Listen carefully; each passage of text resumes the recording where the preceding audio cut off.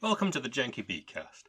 In this dumb podcast, I task two friends to review a game and film respectively. The trick? They need to figure out what connects the two.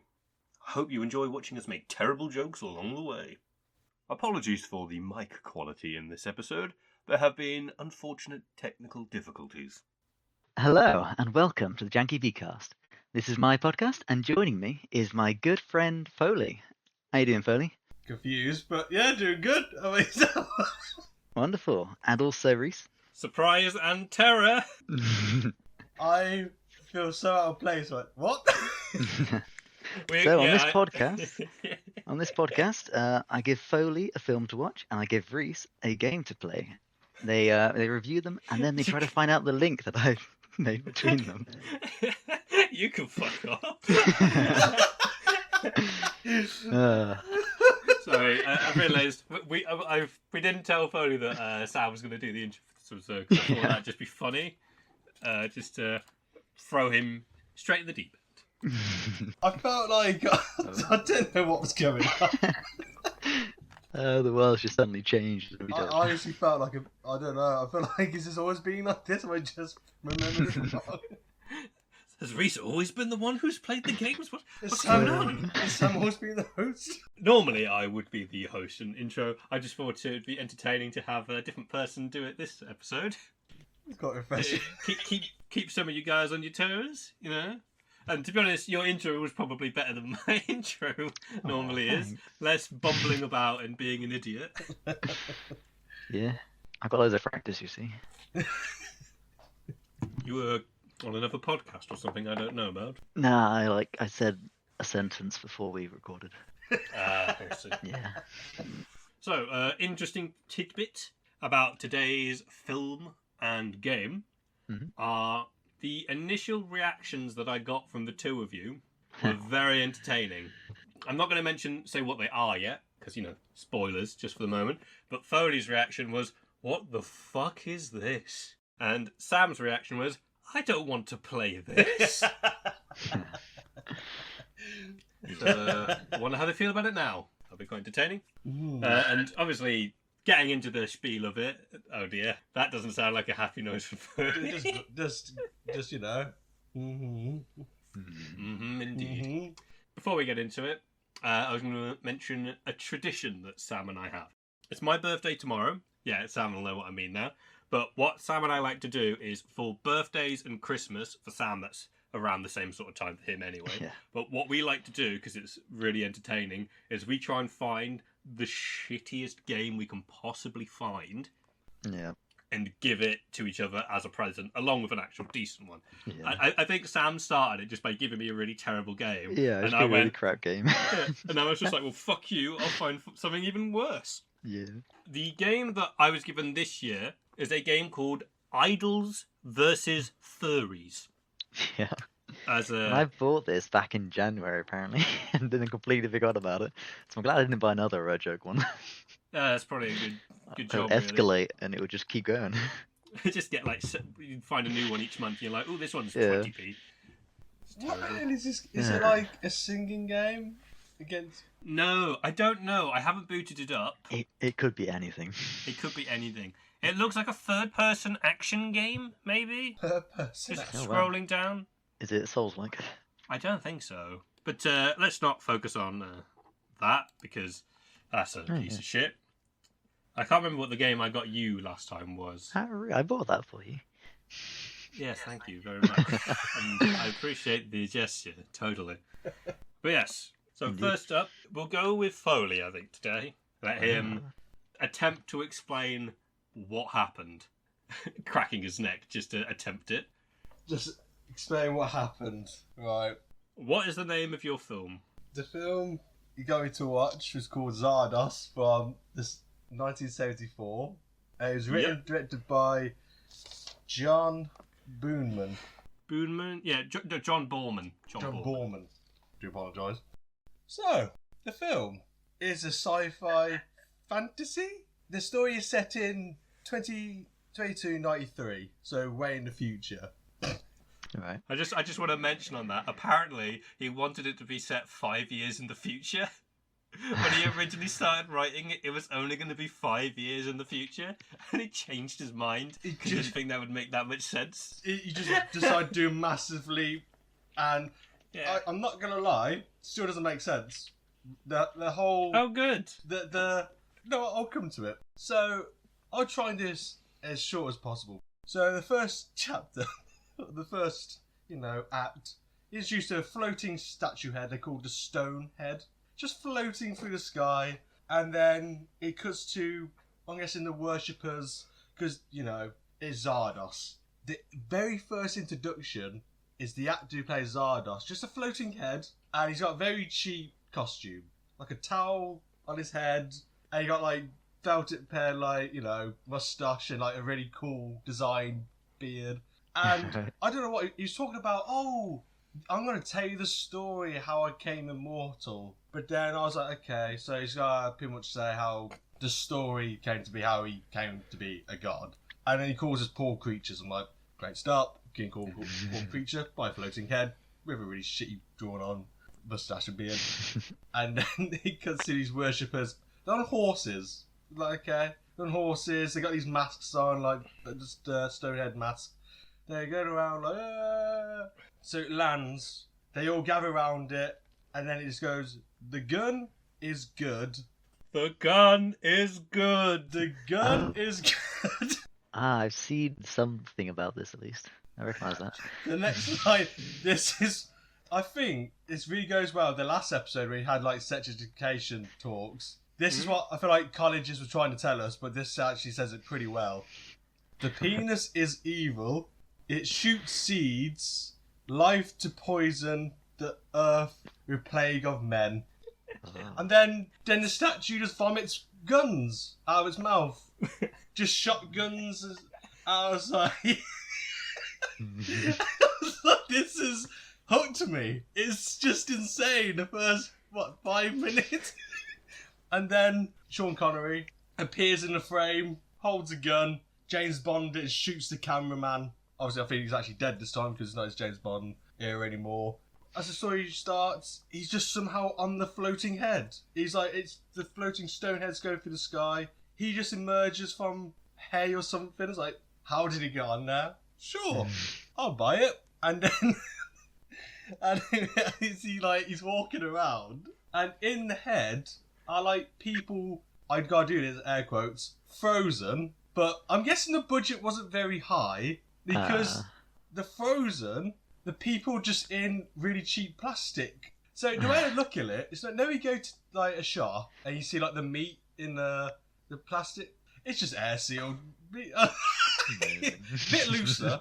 It's really cheap plastic. I was like, okay, this is how it's going. Okay, and then another person's walking around in the head. You're like, oh, who could this be? It's Zardoz, the person from the very beginning. He just shoots him. He's standing at the mouth. And Sean Connery's just shoots him, and then you have to watch it. The way he falls out the mouth is absolutely hilarious. Because Sean, shoots him, and instead of just falling out of the thing, he just ends up floating there in the same space, and then he drops. I'm like, okay. This is gone. This happens in the first 5-10 minutes. It's just too much. And then the head lands in this farm. It's very old-fashioned, considering it's the future. Yeah. He's got, he walks out, he looks around. Very old school, way of making food.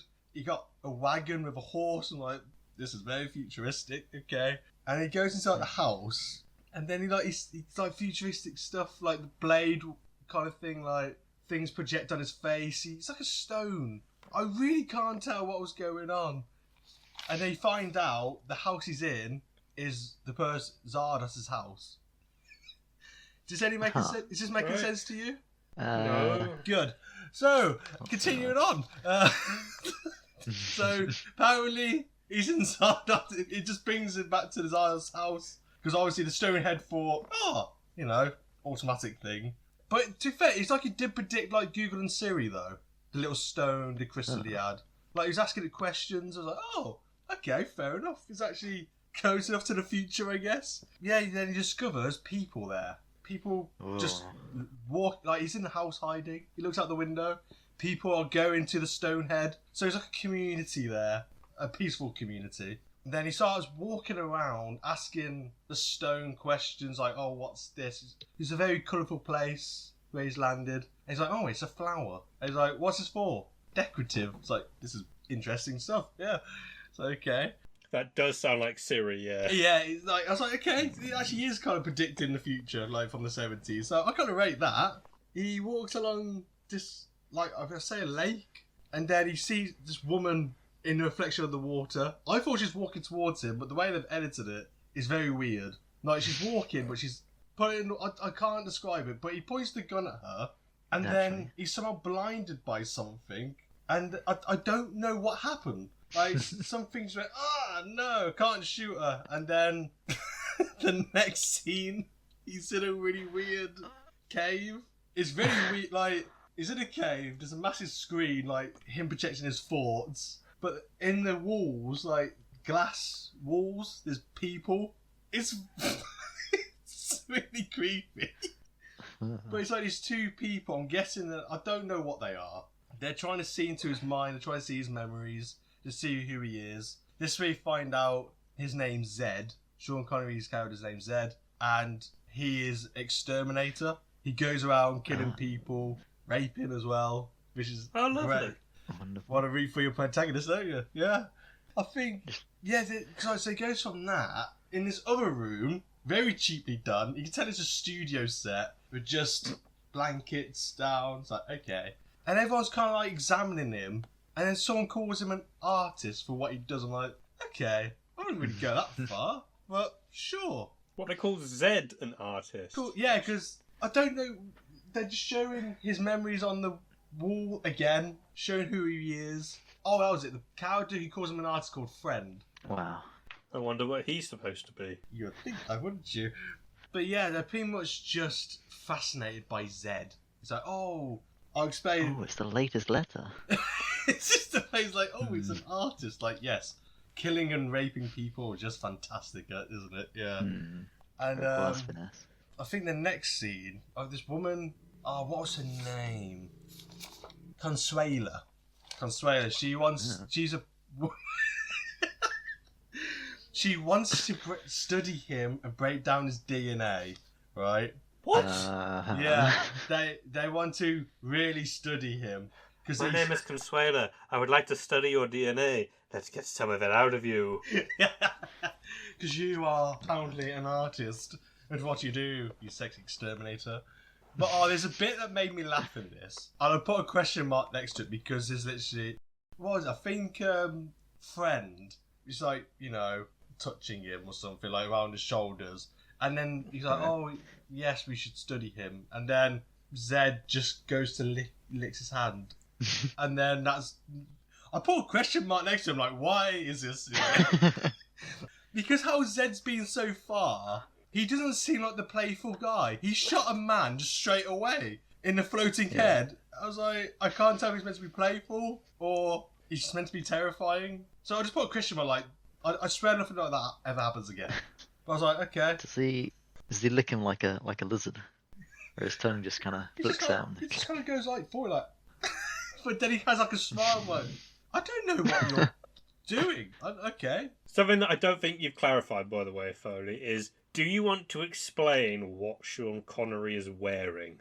To be fair, I should have started that. I was going to talk about that later. But my God, what a sex... To be fair, I don't think anyone else could have rocked that look, to be honest. So, Sean Connery is wearing red underwear, pretty much Speedos, and then he's just got these... What would you call it? Like, I can't tell if they're like... It's like a bandolier. Bandolier just across him, yeah.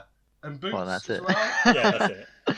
Oh, no. Honestly, I'd say Speedo is probably too generous a term. I think it's like a thong. Yeah. It's like that type. It's just the confidence he had to and wear... he's so hairy. He's so hairy as well. He's covered. He was covered. But it's a fact, the entire movie... He's just like that. It's like, okay, he was a model though, wasn't he, before he started acting? Maybe? Yeah, I think that's how he got into James Bond. So really, I think he's probably worn weird as shit back in his experience. It's just that we want you to put this on. Oh, I'll put that back on. What do you mean back on? Don't ask. Don't ask. There's just a budget, put it on. I would say he just rocks it. I don't see anyone else rocking it, so I give him credit for just having the confidence just to walk around and it's like, yep, this is completely normal. It's futuristic, Rhys. I think, but the fact that he's hairy and so rugged and scruffy makes it work. It weirdly balances it out.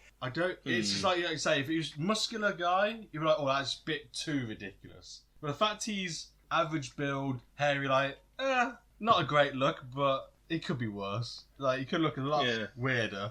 But that's the future for you, apparently. That's what... Look forward to that in 90... What was it? What date? 190 years or something like that. So, yeah, so 93. You know, if I make it that long, I'll wear it. I think that should be a pact right now. If we all make it to that age, we have to wear that. We've got Zimmer frames and everything, you know, just walking around Not town. like always, but you know. No, yeah, just like we go out in public is put on the thong and bandolier. Everybody else is wearing like full length white things with like high collars and stuff, and we're just like, yeah, thong and bandolier combo. Would we go Power Rangers style? Because then like, one of us is red, one of us is blue, one of us is green. Yes. And we're just like going out like that. We'll do the combined pose. We're like to lean out, we're leaning on our Zimmer frames.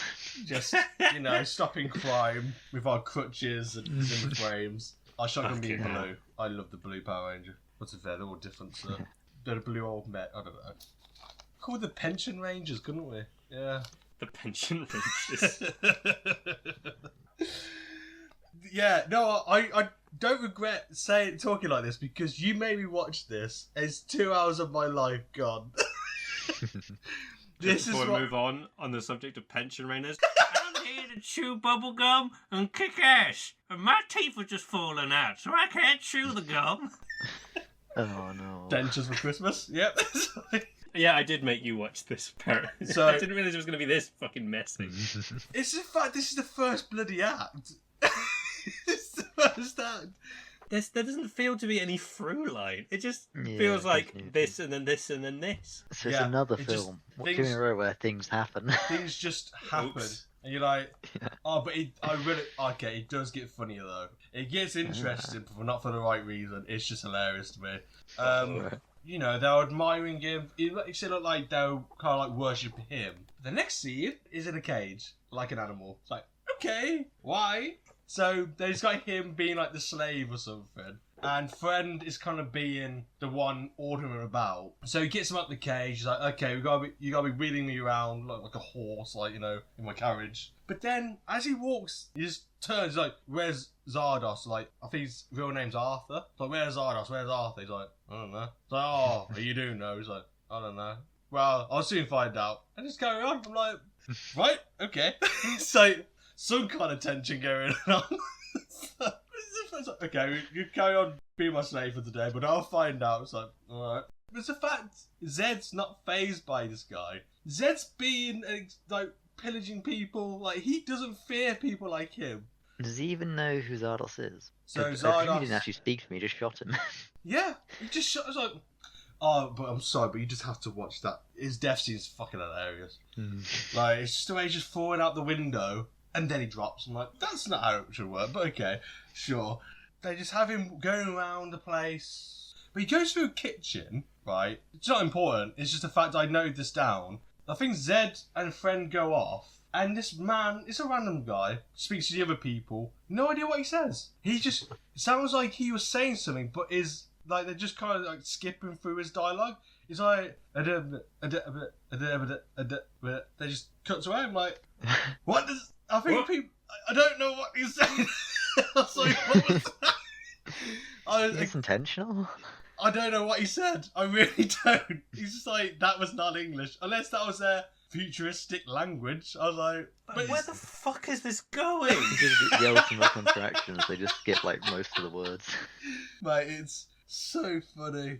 And I know what the connection to this is, and I went into this going, the only thing that I knew about this film was because I saw a short 6 or 7 second YouTube video of just, the gun is good. The gun is good. The penis is evil. And that's it. It doesn't show the rest of the speech. That's all I knew about it.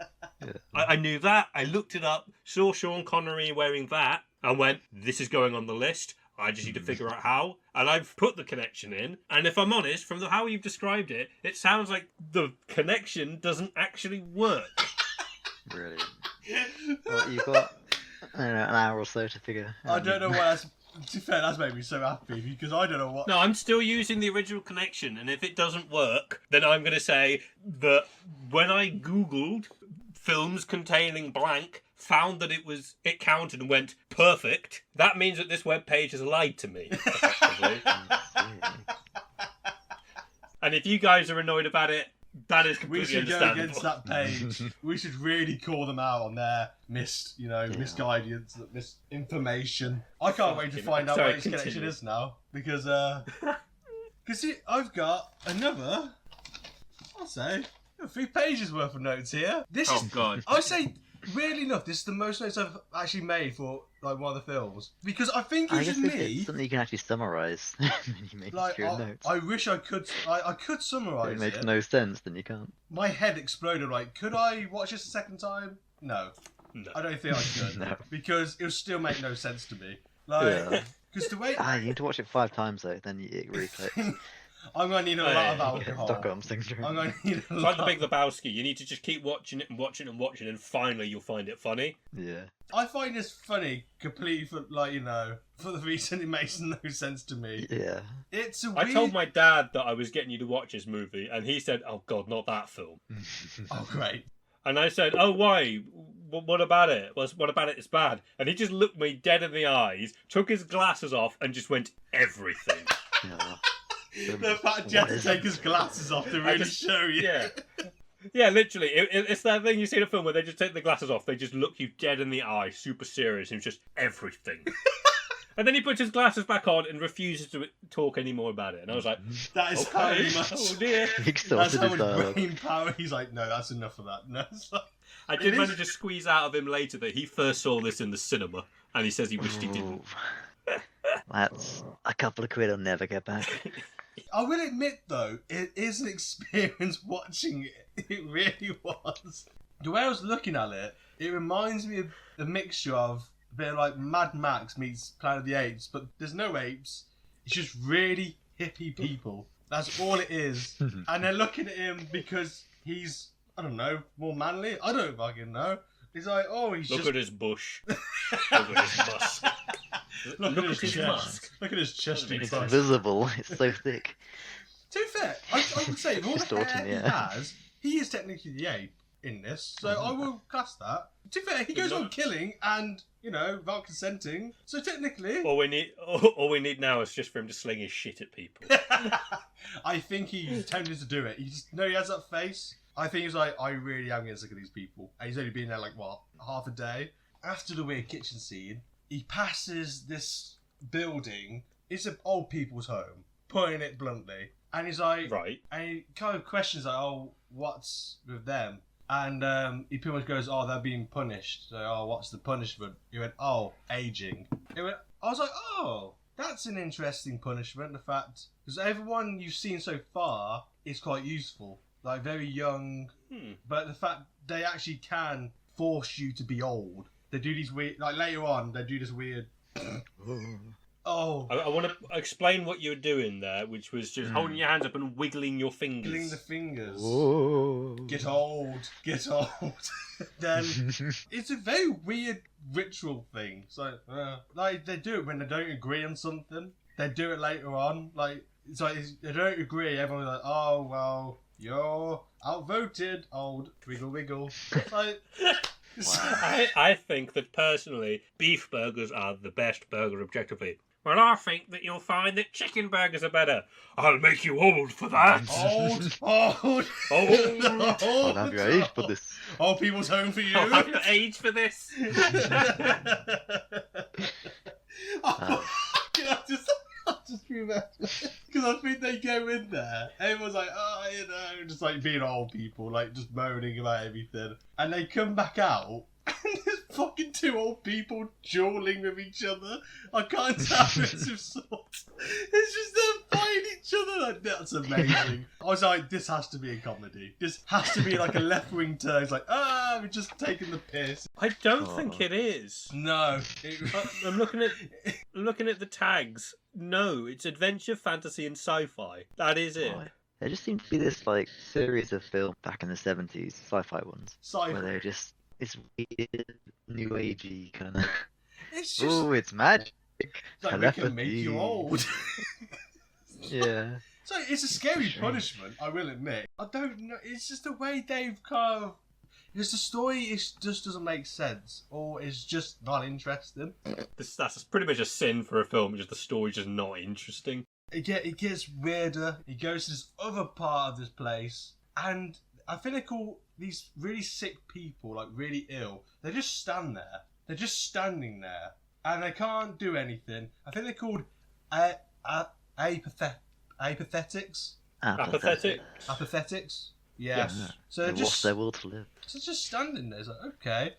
He just like touches this girl, and friend's like, oh yes, you know, do what you want with her. And so he starts touching her, and then he drags her to his pile of hay. Obviously, she can't do anything because she's ill and weak. He just he's like a rag doll with her. Like, what the fuck? And then at some point, he just yeets her into the hay. Like, she's ill, and like, why are you doing?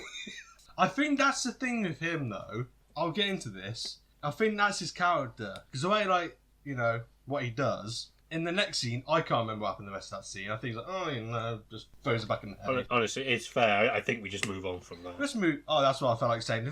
For the entirety of the film. Again, it's that Consuela, back in that really crap studio room. I think it's illegal for them to have erections. So... Because the penis is evil. The penis is evil. The gun is good. So what she decides to do is, to test him, she just shows porn to him. But it's the fact, it's his face. He's just there like, this does nothing for me. Like, you know, he showed like 3 videos, like, yeah. But then I think he looks at her, and then like he doesn't show it, but they both look down, and everyone's like, starts blushing, like, ooh. It's like, I don't know I don't get his character at all. Jesus Christ. And then he's back in that other room with this woman, the one he sees at the lake, the one he couldn't kill for some reason. He's back in that weird glass. They find out, well, they call him a mutant. All that hair, you must be a mutant. Must be a mutant. So apparently he's superior to everyone else.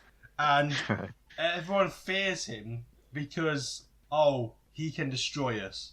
So really, he can kill. He's just like, he has the means to kill. I'm like, is there a reason, by the way, that he hasn't just been going around killing everyone that's enslaving him? Have they got his guns? Are they using magic on him? I think they just took it away from it, and they're like, yeah, you gotta be our slave. No resistance at all. No questioning what the fuck's going on. He doesn't seem fazed by it at all. Because the thing that annoys me is this: he's just been told, you're like more advanced than us, and you're superior to everyone, even Consuela. And what they have in the next scene? And he's just gone, okay. Yeah. Guess what he's doing in the next scene? Back to being a slave. Being a fucking waiter. I'm like, what the fuck are you doing?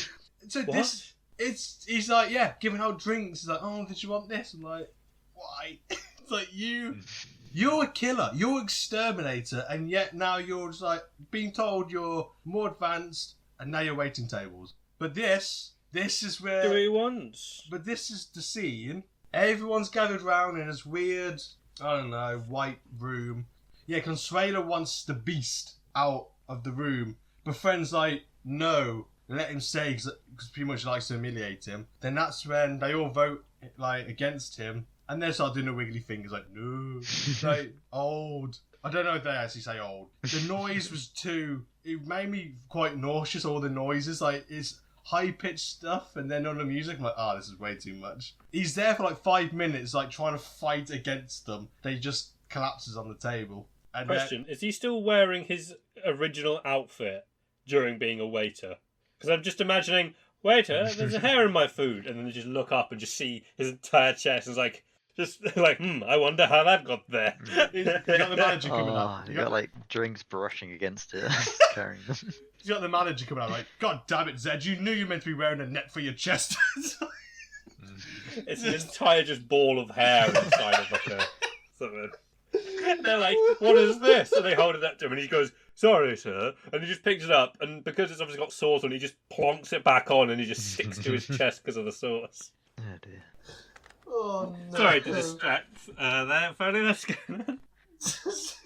Wait, not. It's like, I might go. I just can't do that. But it's the fact, it's so that if he actually did that in a film, I think I would love it a little bit more. So, oh, sorry. Just pats it back at himself, like, there we go. Is it just taking itself seriously the entire time? It just, he has the exact same smirky face. But it's the fact. That's just Sean Connery. To be fair, yeah, that's just Sean Connery. But the big problem about this film is everyone sounds exactly the same. They just have, it's like a very monotone speaking. It's like Shakespeare, but more boring. Like the way they speak, no one stood out really. It's like Friend sticks out because he seems a bit more cocky, but then everyone else oh yes, we must examine the beast, and oh yes, we must examine the beast. We must examine the mutant. I'll slap your shilly, you bastard. He should have done it. He's like, don't touch me. I'll slap your shilly. And the next scene's playing tables again.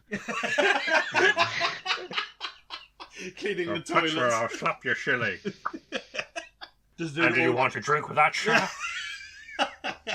And slap your shilly, coming right up.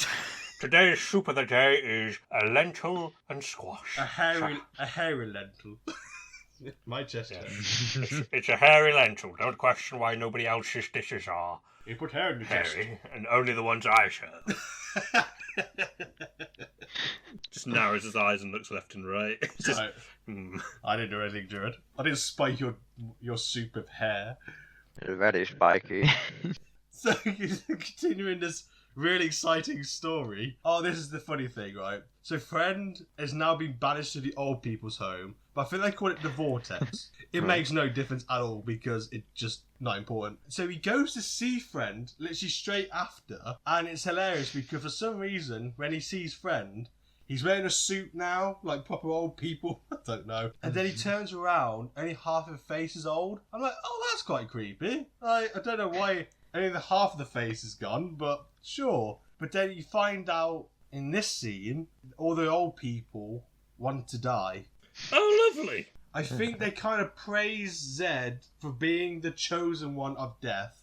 Right. This is a different kind of, the chosen one, like Neo and stuff, where they want to bring life. Yeah. It's like, no, I'm going to come around and take life. Zed, I need you to save us all. From what imperative evil should I save you from? Shoot me in the fucking face, please. Do it, Zed. Here's the gun. We've got 7 of them. We're not good enough to pull the trigger. Please.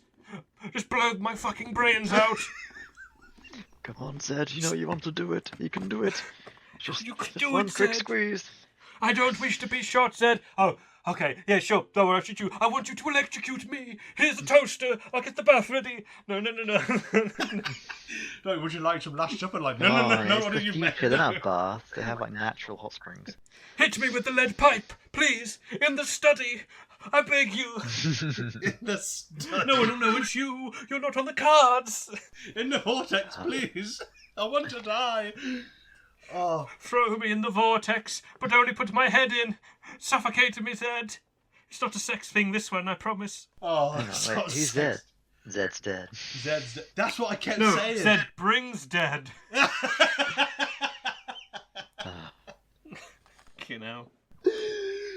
No, Zed brings dead. Oh, I think it's funny. Okay. This is where it goes weird. I thought that's what you were going to say. I was like, what do you mean it goes weird here? This is where it goes weirdly funny. Okay. So, he goes back to the other woman, who, I can't remember her name, the one that was studying him saying, oh, you're a mutant. Well, she kind of embraces it. I forgot to mention, she's been trying to get to a part of his mind, like a memory, that he keeps blocking out. And so I think it's why the reason why he kills, what is he keeping out, and why did he kill Zardoz? And so it goes to a flashback, right? And he's going around an actual, modernish town, but it's all, deserted. So he's hunting down people, shooting them. And then he sees like a mask in the window, like someone wearing a mask in the window. So he goes to shoot them, misses, runs in after them in this big library-esque place. The person's kind of playing with him, and then kind of shows him a book, right? So, a book. What book would you think would set a man to kill a god, pretended to be a god? So Lord of the Rings? No. Think something. I want to see you get. Think someone pretending to be who they're not, but everyone worships them. Everyone worships them and they're pretending to be what they're not. The Bible, that's what it is. Yeah. No, it's not the Bible. I did not expect this from this film. I really didn't. It's actually a famous film, no. And it came out before this film. Decades before. I need to see. Someone pretending to be something that they're not. There's a book and a film. Are they the main character? No, but they are in the title though. They're in the title. So, is there a famous quote from this movie that might help? Is an iconic? What could I say? To be fair, all the things they say is quite iconic in this film. If I say it, you just gotta know it because to be fair, every film. Probably. Yeah. Okay. I'm melting. Is the frickin' Dorothy one? The Dorothy Yeah. one. Oh, Wizard of Oz. That's the one. Wizard of Oz is when he discovered that the whole thing's a lie. What? Wizard of Oz. The thing that... Hang on, Wizard Zardoz. So, this thing...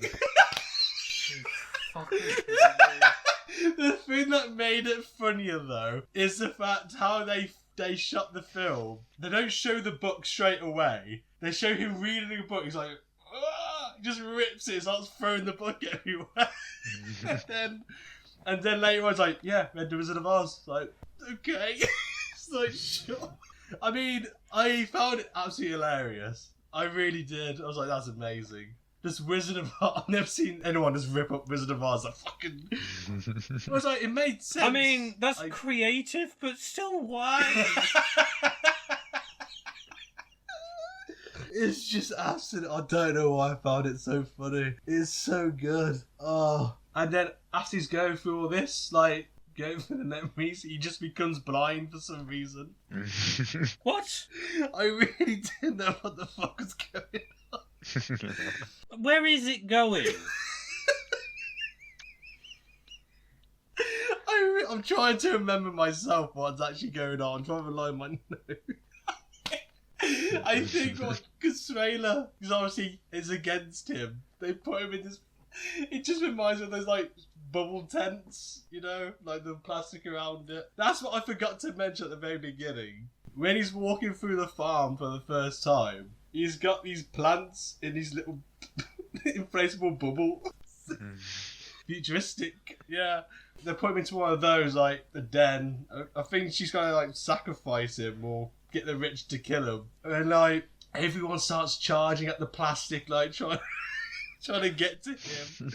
And I think they rip through, the whole thing lands on him. And it's the most dramatic thing I've ever seen. Everyone's on him on the plastic, and his hand just punches through the plastic. And it was like, whoa, whoa. I was like, oh, okay. It's not exactly strong material, but sure. It felt like a superhero moment, And then, punches through the plastic. What the fuck? From there, okay, I forgot how weird. From there, doesn't get mad, does it? Can I say I forgot how weird this gets? Looking at my notes, sorry.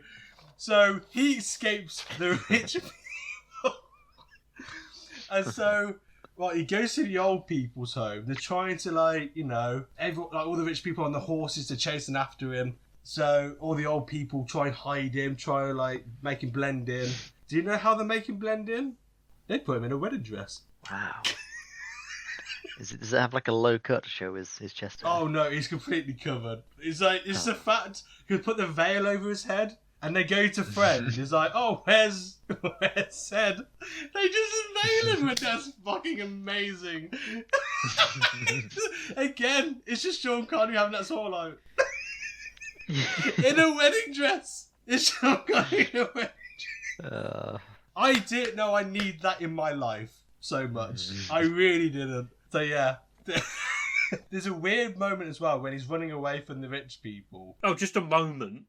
Moments. Lots of weird moments. He goes back to that apathetics, got hair in my mouth, people. As he's hiding... You should have been eating the food that Sean Connery was serving. Yeah. That's what caused it. The chest hair. Oh, but as he's hiding, they keep walking slowly towards him. He's like, okay, what the hell's going on? I think that's the only time I've seen him confused in this film. It's like, oh, why are they approaching me? Because he's sweating, right? What if... Well, the girl that he's gonna have his way with just take, like, you know, strokes a little bit of sweat off his face and licks it. And then somehow that kind of brings her to life a bit more. And so she just dabs her fingers on other people's toes, like, oh, sweat.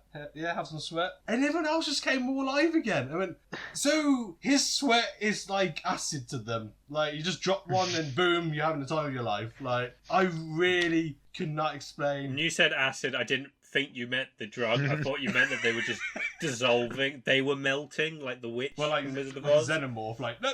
It's like defense mechanism. But yeah, they're just like, you know, just moaning and like being more, moving a bit more. I was like, okay, why? Why is he doing? Why is that happening if you lick sweat? I don't get that. Mutant DNA. I was gonna say, I don't think there's much in this film to They get. just metabolize it instantly.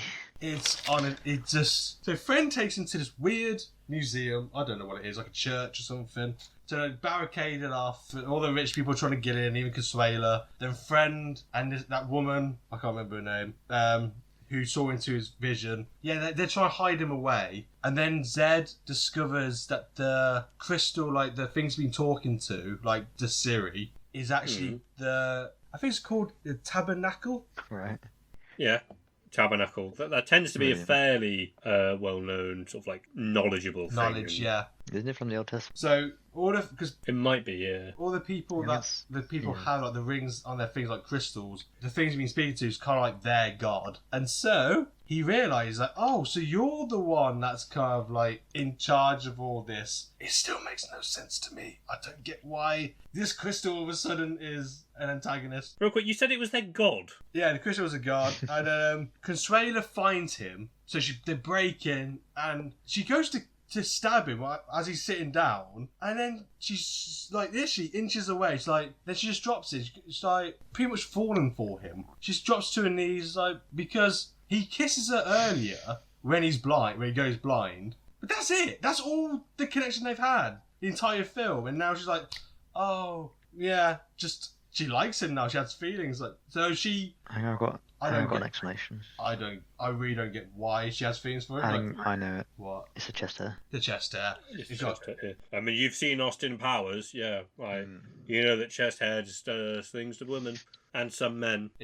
Especially if it gets in your food. Yeah. Waiter! Oh my gosh, you're sexy.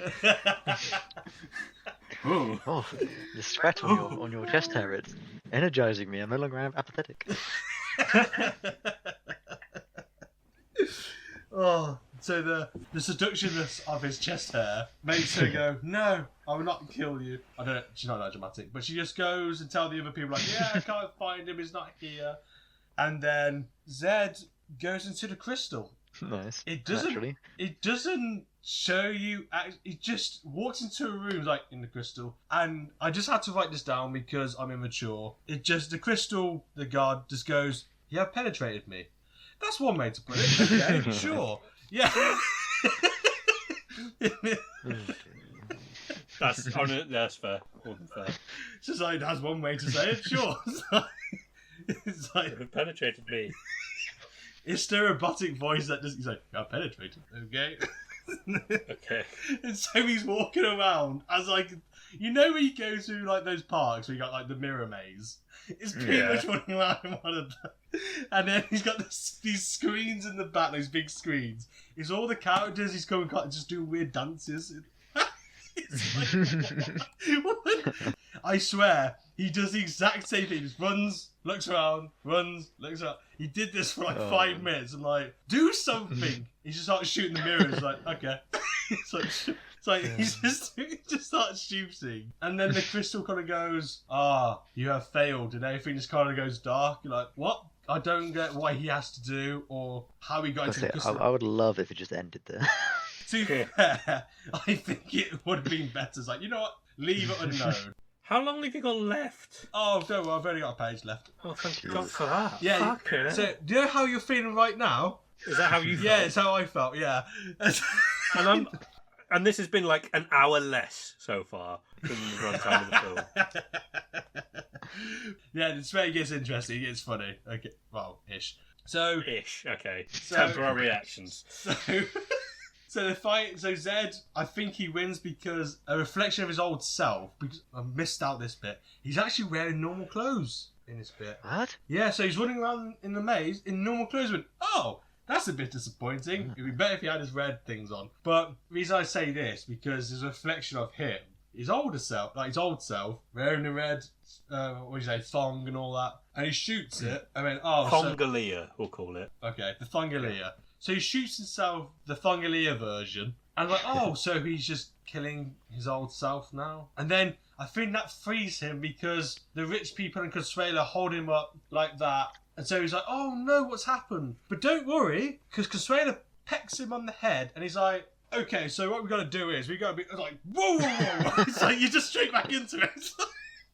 He's like, nothing's happened to him. Like, he just didn't go to a crystal or anything. He's like, okay, so what we got to do is just gotta make sure we get out. I was like, dude, you people are dead for a fucking second. Like, yeah, it's just no wasting time at all with Zed. He's straight on it. Because I think the rich people are about to attack him, but don't worry, because Zed just starts reversing time. Oh, he had the beginning to believe. He believes. He believes. Okay, so it's the last page, I swear. It's the last page of my notes. I'm trying. I want you to understand. I don't understand anything of what has happened in this film. The fact, all I've learned is he's a mutant. He's deaf to them. He's penetrated a crystal and got his power, I think.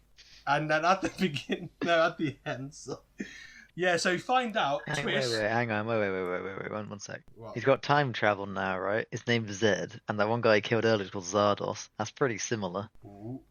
Time travel bullshit. But this is the thing, though. Arthur / Zardoz comes back out. He appears. He's like, oh yes, I'm the one that led you to that Wizard of Oz book. I'm like, why? Why did you do that? So it explains why, because you find out, the gods are fake, so yeah, that's why he's on that floating stone head. But I'm going to kill, the fake god. But then Arthur, he fell out of a moving stone head, and he's like, oh, I'm fine, yeah, I'm the one that brought you here. I'm like, why though? Why? And then, got shot for that. But before anything really makes any sense, the worshippers that Zed was part of literally just shoot this woman just out of nowhere because she wants to be liberated. And Zed's like, no, I've changed. But he's like, don't worry, the fucking mates come out of nowhere, shoot her, and shoots everyone else at this all this gathering. They just go shoot. Like, this is probably the best satisfying moment I've had in a while. Like, it's like bang, bang, just everyone dying. Friend. Oh no, Arthur. What? Arthur. You are friend no more, scum.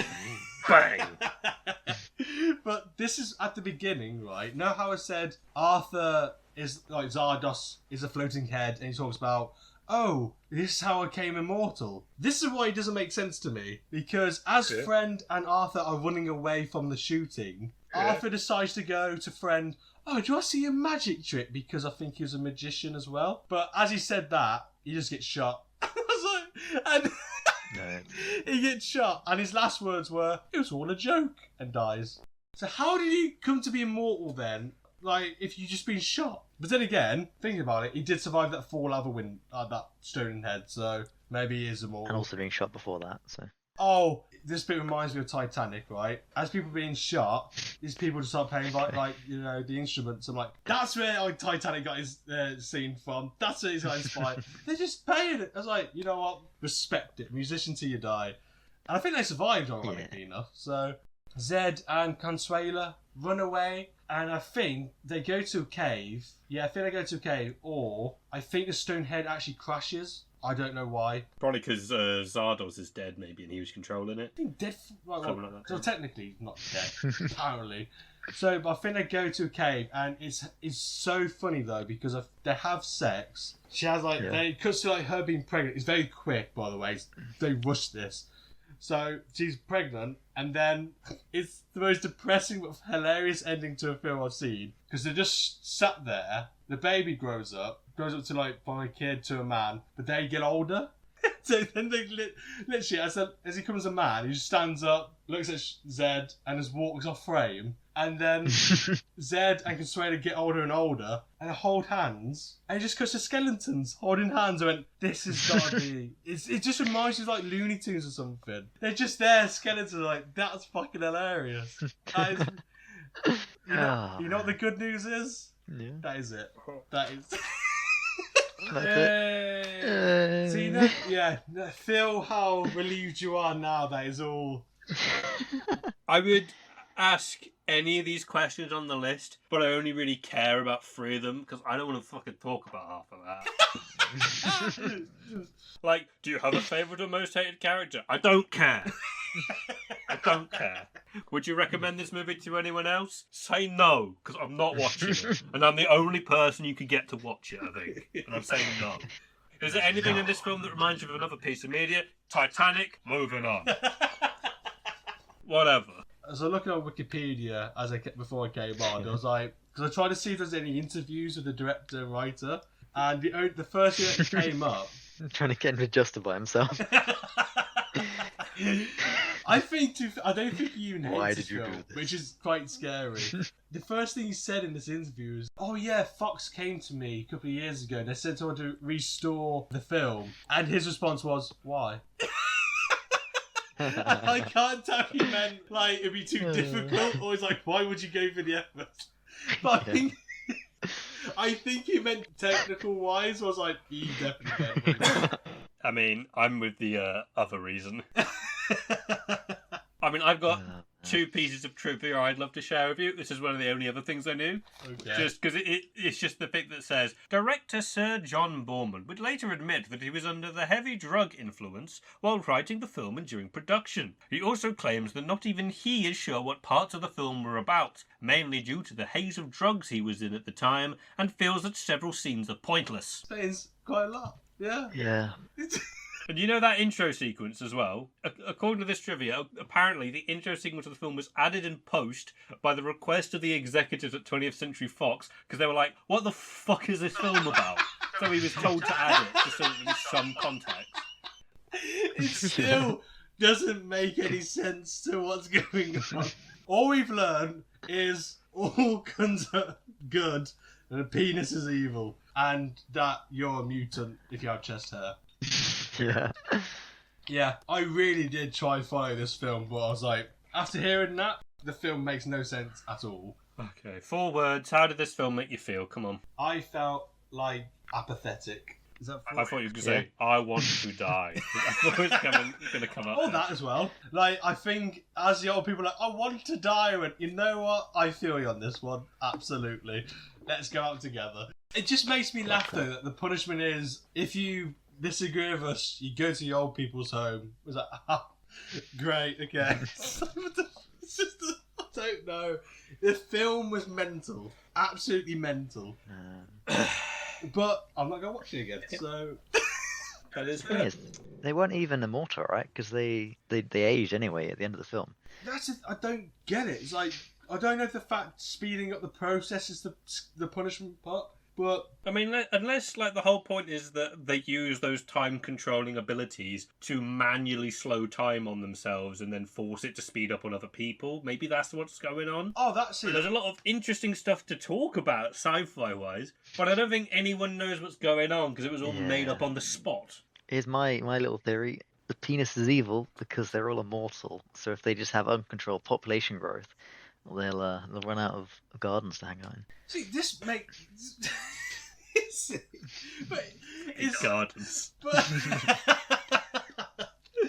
These make more sense, oddly enough, compared to the actual film. They had near enough 2 hours to come up with this story, and it still made no sense. It's 2 hours. It's an hour 45. Fuck that. To be fair, I was kind of looking at how much time I had left. You know, you think you got 10 minutes. You're like, oh no, the film will end earlier. It's just the credits. No, it was a good. Like only 3 minutes worth of credits. Like, are you actually joking? I was like, 2 hours have passed. I'm like, do I rewind some? I was like, no, my brain can't take it. No, I just want to know what that guy in the kitchen said. It's like this. The scene that popped into my head when I saw that was, you know, Men in Black 2, when he goes to the post office to convince Kay he's surrounded by aliens, and he starts doing that beatboxing thing. Brilliant. I was like, it's just this film has got to influence all these films, surely. It's just a fact. I thought it was like my thing skipping forward. I'm like, have I just skipped something? Like, no, it's just the way they talk. Jesus. I mean, what I was going to say is, looking at the time, it reminds me of when I watched the film The Wild Bunch. I kept looking at the time like, how are they fucking wrapping this up in 5 minutes? What the hell? And then the film just stopped, and I was like, what? Just abruptly, he's like, that's it. Yeah, it just stops, and I was like, what? And it turned out because it's a double-sided DVD, they put half of it on one, and then like the last, like 2/3 of the first half, and the last one of the second half side. And I was just staring at the screen like, is that it? That's how it ends? No. It just stops. Nothing's... So I literally picked up the disc, and then I saw that it said side B on it, and I was just so confused until then. I kind of wish you did see that side B and, oh, that's just how it ends. That's like nothing.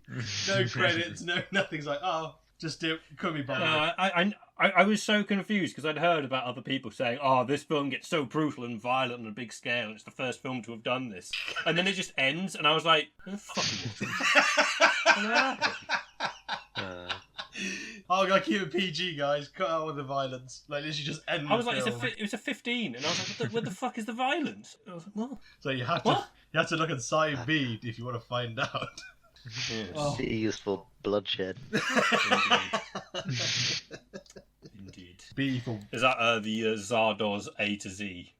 Yeah. A is for Arthur, B is for bloodshed, C is for P that is for woman's name. penis, which is evil. Ooh. Evil. G is for gun, which is good, which is also a good. G. Yes. We need... Was A it double like... G. Is it Merman from SpongeBob? Like, evil! Evil! Pretty much. You know. The penis is evil! The final question I have for you, Foley, is, was this more or less trippy than Alice in Wonderland? I think that's a good question. Oh, no, Yeah, I was thinking that you're wishing you were watching that instead. I think it would have been trippier if I got a bit of Sean Connery's sweat and dabbed it on my tongue. Like, no, I still think Alice in Wonderland's still trippier because Jesus. the thing with Zardoz is it's just set in a place. It's a castle and really lovely gardens with tents, like plastic tents. Like, that's as futuristic it's gonna get apparently in the future. So, but no, Alice in Wonderland is still the trippiest film so far I've seen on this list. The trippiest. So I recommend Sean Connery Sweat. Go for it. Finger looking good. Nice. And now, a word from our sponsors. Are you tired of your youth? Hate the way you feel older than you look? Think everyone around you are too immature? For the all-new aging tool, we have you covered. The brand new Finger Waggling. Using this revolutionary feature, you can literally age years. No longer feel the pressure to fit in with your peers, but instead grow older faster to fit in where you belong. But that's not all. If you buy this now, then you get an Aqua Helix for half price. What a steal! Just say the cipher Huffy Muffy Guffy at the checkout for such a fantastic offer. So what have I been doing recently in the last month or so? Two major interesting things. First one, I went to the UK Board Game Expo in Birmingham. It's quite good, quite entertaining. It was a good time and enjoyed ourselves. Second one is nice. I recently got questioned by the police. Oh, what? Oh, they finally got up to you. Nah, that's why you got all the new look, isn't it? To keep the disguise. That's what it is. Yeah. I've just grown my beard out more. I've not done anything else weird. I don't know about that. Yeah. I got questioned by the police because, as Foley has been made aware, I have sort of incorporated a new sort of exercise regime because I realise I'm quite unhealthy. And because I am socially awkward and socially anxious, I do it at night. Nice. So I'll go jogging at like 1 a.m. And I got seen while jogging wearing quite dark clothing by a police officer who was on the look for someone who'd recently robbed something, like broken into someone's house, just because I was nearby. Yeah, that night, I think was fine. And so they just saw me like run in, and then they quickly pulled up, stopped me, and just sort of asked me a couple of questions. Now, I had just got back home at this point. Yeah. And obviously, because I'm only going out on a jog, I haven't brought stuff with me that would be like anything to identify me because it's 1 a.m. Why am I going to need my wallet? Why would I need that? Why do I need my own wallet? Because steal other people's. But yeah, I didn't need any of that kind of stuff because I was only going on a quick jog, 10 minutes max. And so he questioned me, asked if I lived. Well, I was like, oh, I live here, and he was like, do you? Have you got any identification on you? And I was like, no, because I didn't need it. I was only going for a jog. No, but I got my keys. I didn't have my keys. I left the door open. You only had like had a paper clip with him just in case. No, I'd left the door unlocked for me just because I was still going to be able to see the house. I'd be able to see anything happening there, and I didn't. No. So I swear, I live here. You see that door? It's always unlocked. I can get into that house. I bet Rhys had a stone in his hand. Like, no, it's always unlocked. I swear. It's like... No. I had my fucking phone. Pulled down the balaclava. I knew that was coming. The way that I ended up having to try and prove that I lived there was I called my brother, who I could hear on the computer upstairs, but he didn't answer his phone. So I was just there like, I swear that's him. Eventually, what I ended up doing was we opened the door and he looked into the first room on the right, which is the living room, and got me to describe it from memory without looking what it looked like to prove that I knew what it was. That's so fucking weird. I know, I was just like, yeah, it's got that in, it's got this in, it's got this in, it's got this in. On the left, there's like a big DVD case, and some of the DVDs are. And when I got to the specifics of some of the DVDs, he was like, okay, yeah, sure, fine, I believe you. Just be careful. And I was like, thank you. And I just had to sort of sit down in there awkwardly for a bit, like, fucking hell, I just got questioned by the police. Okay. You know, I was actually going to ask you earlier, how was your routine been going? It's been going great, yeah. Did he end the conversation by saying, alright, jog on, mate? No, he didn't. Oh. He ended up basically just going, I guess it's just a case of wrong place, wrong time, and I was like, yeah. And he just left, and I was like, okay, bye. This game of Wanted Man. Oh, they must have thought you were practicing for your next run. Oh, jog on, mate. Oh, let's hope you don't run into it next time. Yeah, that's most of what I've got to talk about. So I'm going to spin the wheel. Spinning the wheel, spinning the wheel. Where's it going to land? Ooh, this looks like a question for Sam. Oh shit. Sam, if you could strike one D&D class from existence, why would it be Warlocks? Nah, I disagree. Fuck Warlocks. It would be... Don't you fucking say it. Nah. Rangers, there we go. You motherfucker. Yeah, they're not great, but I love them. What's wrong with Rangers? Now, who would it be? They're just not very powerful. Weaklings. Apathetic. Effectively, yeah. Yeah. It's because Hunter's Mark's concentration, damn it. Yeah. That, and they're just spell catalogue's not great either. Anyway, which one would you strike if you had to get rid of one? Which one would I strike? Yeah. Which one would you get rid of if you had to? You know, fuck druids, man. Fucking tree huggers. Okay. Fucking tree huggers. That'll do. I think we've got the answer and the reasoning behind it. Let's spin the wheel again, then. Okay. Here's an interesting one for the both of you. Why is gaming looked down upon so much in movies, despite video game adaptations having been made for years? So you'll watch a film and there'll be like the useless loser character, and then he'll be playing games, and they'll be like, oh, look at that loser over there playing a game. and that will be the reason why they're a loser. And they'll be like 30 years old or something. They'll have a job, they'll have a partner, but the reason that they're a loser is because they play Call of Duty or something. And that's... I think it comes down to a lot about the people making the films grew up in a time where only like loser nerds played games. Yeah. Because the thing is, that's not really the case anymore. It's sort of shifted like 10, 15 years ago maybe. Yeah, I think that's a good point. The fact you can tell some filmmakers that it's just a waste of time. It's like, no. I don't see why people look down on it so much. It's a good... Like, your films are a waste of time as well, mate. Come on. Everything's a waste of time until you die, if you look at it that way. Yeah, true. But the thing is, though, these are the films, right, where you look at, like, they're know when they make their own games for the film. It's like, like, really shitty games for the film. Copyright. Oh, God, like, yeah. It's like, that's why they're losers, because your games are shit. That's why. That's not a video game. What the fuck? Yeah. You want to play a real video game? Play some fucking Mario. Not Wargoggle, the Relentless or something like that. I mean... What? Check out that shitty platform and play a real one. And I mean a real one in the fact that this one exists. Can I just say, though, in Shaun of the Dead, it actually helps them in the film. You know the foreshadowing? That is true. So, really? That is true. Although, yeah, in that film, they kind of... How does it help them again? Ed's playing a video game, and Sean's going like, up top left. Yeah. Then in the pub, when they're shooting zombies, when you got the shotgun. Nice. Oh, what now? Who's the loser now? But yeah, to be fair, he was played as a loser.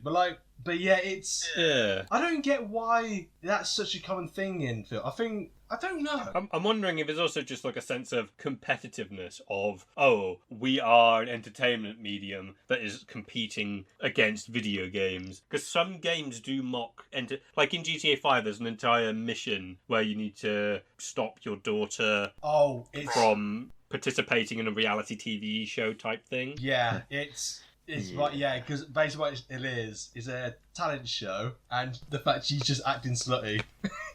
Because that's... I mean, yeah, pretty much. It's just what it is, like, she literally takes off her underwear, and the dad's like, fuck no! He just storms onto the camera and starts chasing the host.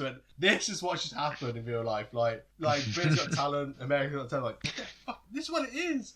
But that's why I can't give credit to GTA 5. It just pokes fun at fucking everything. But there's a lot of games that homage films instead of, like, take the piss. Like, in Saints Row 4, for example, there's a mission where you're a mech. And the song that they use for that is The Touch by Stan Bush, which is a loving reference to the original Transformers movie, because it's about mechs fighting. You play one of the most famous songs from that film. And they'll lovingly homage stuff, for the most part, like games. They'll be there like, do you remember this thing from a film? We're going to lovingly recreate that and show that we revere it. The exception is adaptations. If it's made with somebody who likes the game, there's clearly a lot of love put into it. Like the Mario movie was very good. The Sonic the Hedgehog films, Jim Carrey in them is excellent. But I feel like if there's no love put into them, they're either just horrible corporate films or just not good because no care's been put into them, I reckon. Yeah, I feel like a lot of them are just... I got a story I want to tell, and the only way I can tell it is by piggybacking off this franchise. Pretty much. Or I'm going to put a skin on it and tell my story. I mean, Free Go is an example of going, I've got a story I want to tell, so I'm going to create an entire new world based around video games and make that a reality. And I love that film. I watched it in the cinema, really enjoyed it, got it on DVD, watched it again, hoping that it wasn't just a case of... It's like the cinema effect. Because obviously it's on the big screen, you're surrounded by people in a public space, you tend to sort of like enjoy it more or think it looks better on the big screen. But I got home and I enjoyed it just as much. I was like, oh, good. Sorry, what was that one film that we had a review saying they wanted to walk out the cinema when they were a child? Oh, God, yeah, that one. Fuck, what was that film? No, wasn't that... Because that clearly wasn't better in cinemas. Oh, that's Quest for Camelot, wasn't it? Oh, yeah, Quest for Camelot. I'm not going to lie. I'm actually kind of... confident that I was actually in cinema, to be honest. It's like, it doesn't... But that was a big budget film, Foley. It was a big budget film. Didn't look it up at the time, but it was a big budget film. Is it? Sure. I'm more amazed at the fact that you're surprised that was in cinemas. And when I said my dad went to see Zardoz in the cinema, you were like, oh dear. To be fair... And weren't surprised that was in the cinema. It was a different time. It was a different time, Rhys. Fucking hell. The fact that Zardoz made it into fucking cinema. Jesus Christ. People pay people probably pay more money than I did to watch this film, and that's scary. Yeah, I guess they would only have been able to know it was really shit by word of mouth. Yeah, and nowadays you can just Google it and go, oh, Yeah. There's this shit. Okay. Films don't embrace that media as much. And the ones that do it really well. Yeah. Like Thor, the example that I've got is Thor Ragnarok. Nothing to do with games. Towards the end, Carl Urban has those 2 machine guns, and he's fighting against all of the undead things that are charging at him. They recreate, using the framing, the box art for Doom Oh, is that what? in that shot. Just while he's shooting at things that are charging and jumping at him for 2 reasons. 1, because it's fucking Doom, and that's badass. And 2, he was the main character of the Doom movie. That makes sense. And then it's like a double level of reference, and it's so cool. That's actually kind of fucking cool. Such a nice homage. Des and Troy, you put them together, destroy. Yeah. One of those lines. Can I just say, in both films, there's a rock character. There is a character who's based with rocks, I guess, yes. Sorry. We've got Korg, and what's he even called? Congratulations, you found the connection. That's what I wanted to do. Yeah, unfortunately, those are both films, so I can't go, here you go. I don't know what the connection is. Thor Ragnarok game, I would not want to play that. Is there a I'm going to Google it. It's probably like a entire Ragnarok collection of one. Game, download for Android. For Android. That's where you know it's going to be good. The final thing I wanted to mention is I backed a game on Kickstarter. I've never backed a game on Kickstarter before. I just saw that there was going to be one. The deadline was in like 48 hours when I found out. And I was like, ooh, I really want to play this. It had already succeeded by the time I found it. Apparently it succeeded in getting to that point within like 2 days. Nice. But it's a sequel to another game, and I'm really looking forward to it. It's coming out next year.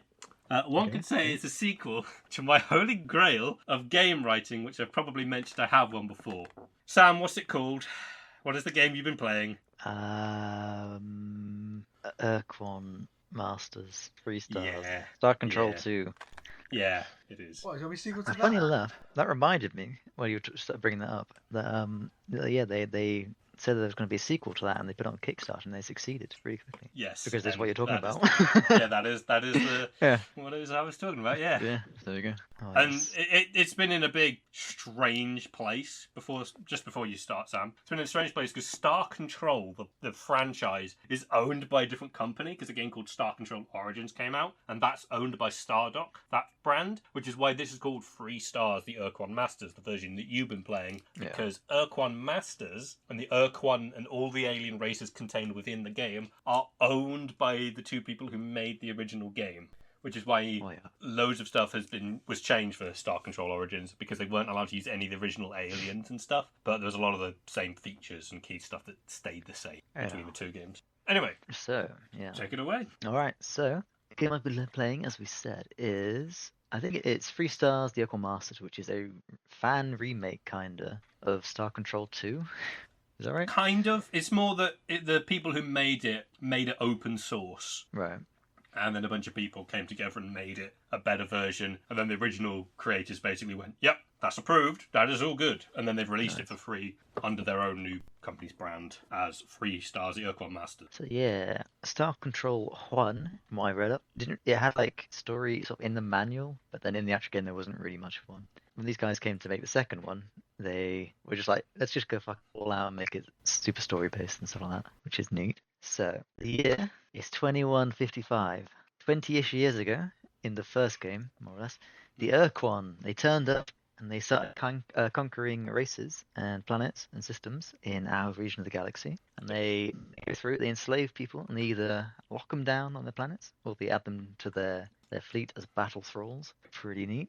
So Earth and some other aliens, they were like, maybe let's not just get conquered and enslaved. So they made an alliance to sort of kick out the Ur-Quan. They were fighting against them. They seemed to like win sometimes, but sort of in reality it was just the Ur-Quan kind of diverting off and taking the course of lesser resistance, enslaving some other people, and then coming back with bigger forces each time. You know what I mean? So they weren't actually being defeated, really. They were just delayed slightly. Things are getting bad. It's the humans. Earth discovers on a planet way off somewhere in the galaxy an underground base, a facility, with precursor tech. They don't know what's there. They don't know what it's for. But they send off a science team there, and the science team gets there, starts doing work, and then the Ur-Quan break through sort of alliance battle lines. The science team is stranded on this planet. 20 years passed. And there was no news, no contact, anything. The science team have been hanging out there, been working on stuff. This is mentioned in the game, but I read on the wiki that, thanks to the help of a genius child who was born at the time, they managed to get the base working and start building a battleship. It's like, wait, what the fuck? Well, okay, sure, fine. You play as the genius child. Yeah, okay, sure. But yeah, in summary, it's the facility was a starship, like manufacturing plant. Actually, there's only enough resources there to build one starship, and not even in the entirety. It's just the skeleton of it. You go pilot that. They're like, yep, go to Earth, find out what's going on, tell them we're here, and if they're still fighting the Ur-Quan, give them a hand. 20 years later, still fighting. Yeah. It could be, who knows. So, you set off, you go all the way from your place, the system planet, all the way to Earth. You don't actually do that. You start the game in Sol, in our solar system. You just kind of let loose, and I think you can actually leave, but I think you get attacked if you do. You can leave, but you've only got like 10 fuel, which isn't enough to get anywhere. So I think I notice every now and then people would be saying stuff like, yes, you can do a no space station run or some crap. If you do it, if you know that's specific things you can do. Yeah, but that's obviously not what you intend to do. So you're in Sol. You get attacked by a spaceship. That's not right. Sorry. You get met by a spaceship, which is an Ur-Quan kind of drone. It speaks to you. It says, there we go, you're trespassing in Ur-Quan space. Only subservience will be tolerated. We're going to leave now and report and summon the Ur-Quan. Stay here. Wait for them to arrive. Ciao, ciao. And they leave. Yeah. Ciao, ciao. So... I think it starts off with like intention interloper. Like that, and you're like, oh, okay, fuck. Oh, yes. That's very serious. Yeah. So I was like, neat, cool. I'm going to go check out the moon. So I did. And the moon is pretty cool. Just like in our time, there's robots crawling all over it, pushing dust into piles. Pretty neat. So I'm glad they kept faithful to the Earth law. There's also an abandoned lunar base there. It's broadcasting gibberish just on repeat. It seems to be like encrypted or whatever, but you can't understand what it's saying, and you can tell the little rovers would have been programmed to look busy but not actually do anything productive, giving the illusion that the base is active effectively. So yeah, I was like, cool. I'm gonna go see why the Earth is glowing red and why it has a space station above it. You get close. You get hailed by the commander of the space station. They're low on power. He says blah blah blah blah blah. You the resupply drone. Give us a radioactives. We're gonna fucking die. You're like 3 years late. Chop chop. You do that. You give him and then he talks to you and says, "Whoa, what the hell? What are you piloting? That's a strange ship you got there. What's that? You're from a science mission off that way. Wow, you see, I was in the Navy back during the war, and I would have known it's a science mission because I guess that kind of makes sense. He tells you, yeah, Earth is now a slave planet of the Ur-Quan. Obviously, they lost the war. It's an impenetrable shield around the planet. That's why it's glowing red. You can't scan them. That's what I tried to do first before I went to the station. And no, it just blocks everything. You talk with him. You say, yeah, you know what? I'm thinking of rising up against the Ur-Quan. He's like, I remember when I was young and I also dreamed about doing that. Yeah, if I help you and we fail, the Ur-Quan, I'll probably annihilate humanity. I tell you what, though, if you take out that alien base on the moon, I'll seriously consider it. Oh, what's that? It was abandoned? Never a guess. Scanners are picking up the ship come to attack you, please, so have fun with that. That's obviously paraphrased, but it's not far off. It is, it's basically what he says, yeah. And yeah, a ship turns up. It's an alien. It's an Ilrath, which is a strange spidery thingy. They're hanging out. Fucking great. They're great. They talk like in the subtitles, each word they speak is capitalized, and they put like a lot of emphasis on every word, like very deliberately saying it. They're a bit strange. Pretty much, they say, humans are prey species. What you doing? That's in clear violation of your oath of blah blah blah. We incepted that Ur-Quan drone. Present your charred corpses to the Ur-Quan, and they'll give us a reward. Pretty neat, eh? And you say something along the lines of, I'm going to fuck you up, alien, or, hey, we come in peace. Yeah. Well, that sort of thing. Either one. Eventually, you get in a fight with them, you probably kill them, or you get game over and you retry that. It's the easiest combat, the problem is the combat shit. But yes. They get out. I mean, I killed them my first try, and I had no idea. I was working out the combat as I went because it didn't like say the controls anymore. No. Yeah, you kill them. You talk to the captain. He's like, "Hey, good job. You know what? I'll help you. Let's go.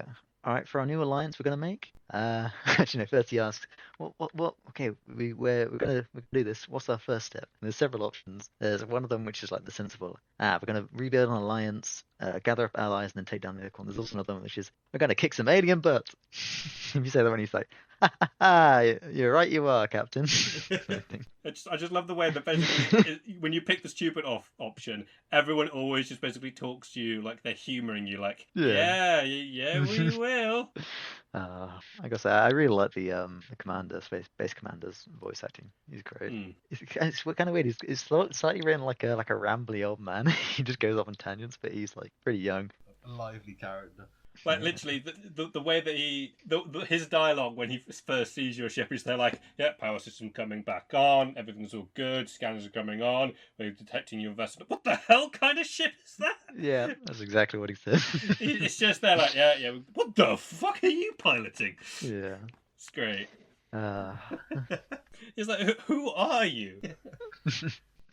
You see, I'm a genius that was born on this planet. Actually, the commander of the ship, the captain of the ship, he died en route, and now I'm the captain. There you go, enjoy. Enjoy. That's what the wiki says. None of that's in game. But there you go. He says you can name the alliance, and there's a few options. There's there's the alliance of new alliance of free stars, because the alliance of free stars was the old one. There's the Confederate of Alien Worlds or some crap, something like that. There's Confederation of Alien Worlds. Yeah, there's the Empire of Zelnick, which I think Zelnick is. It's the name of the captain normally, but you can change that if you go in the manifest. Yeah.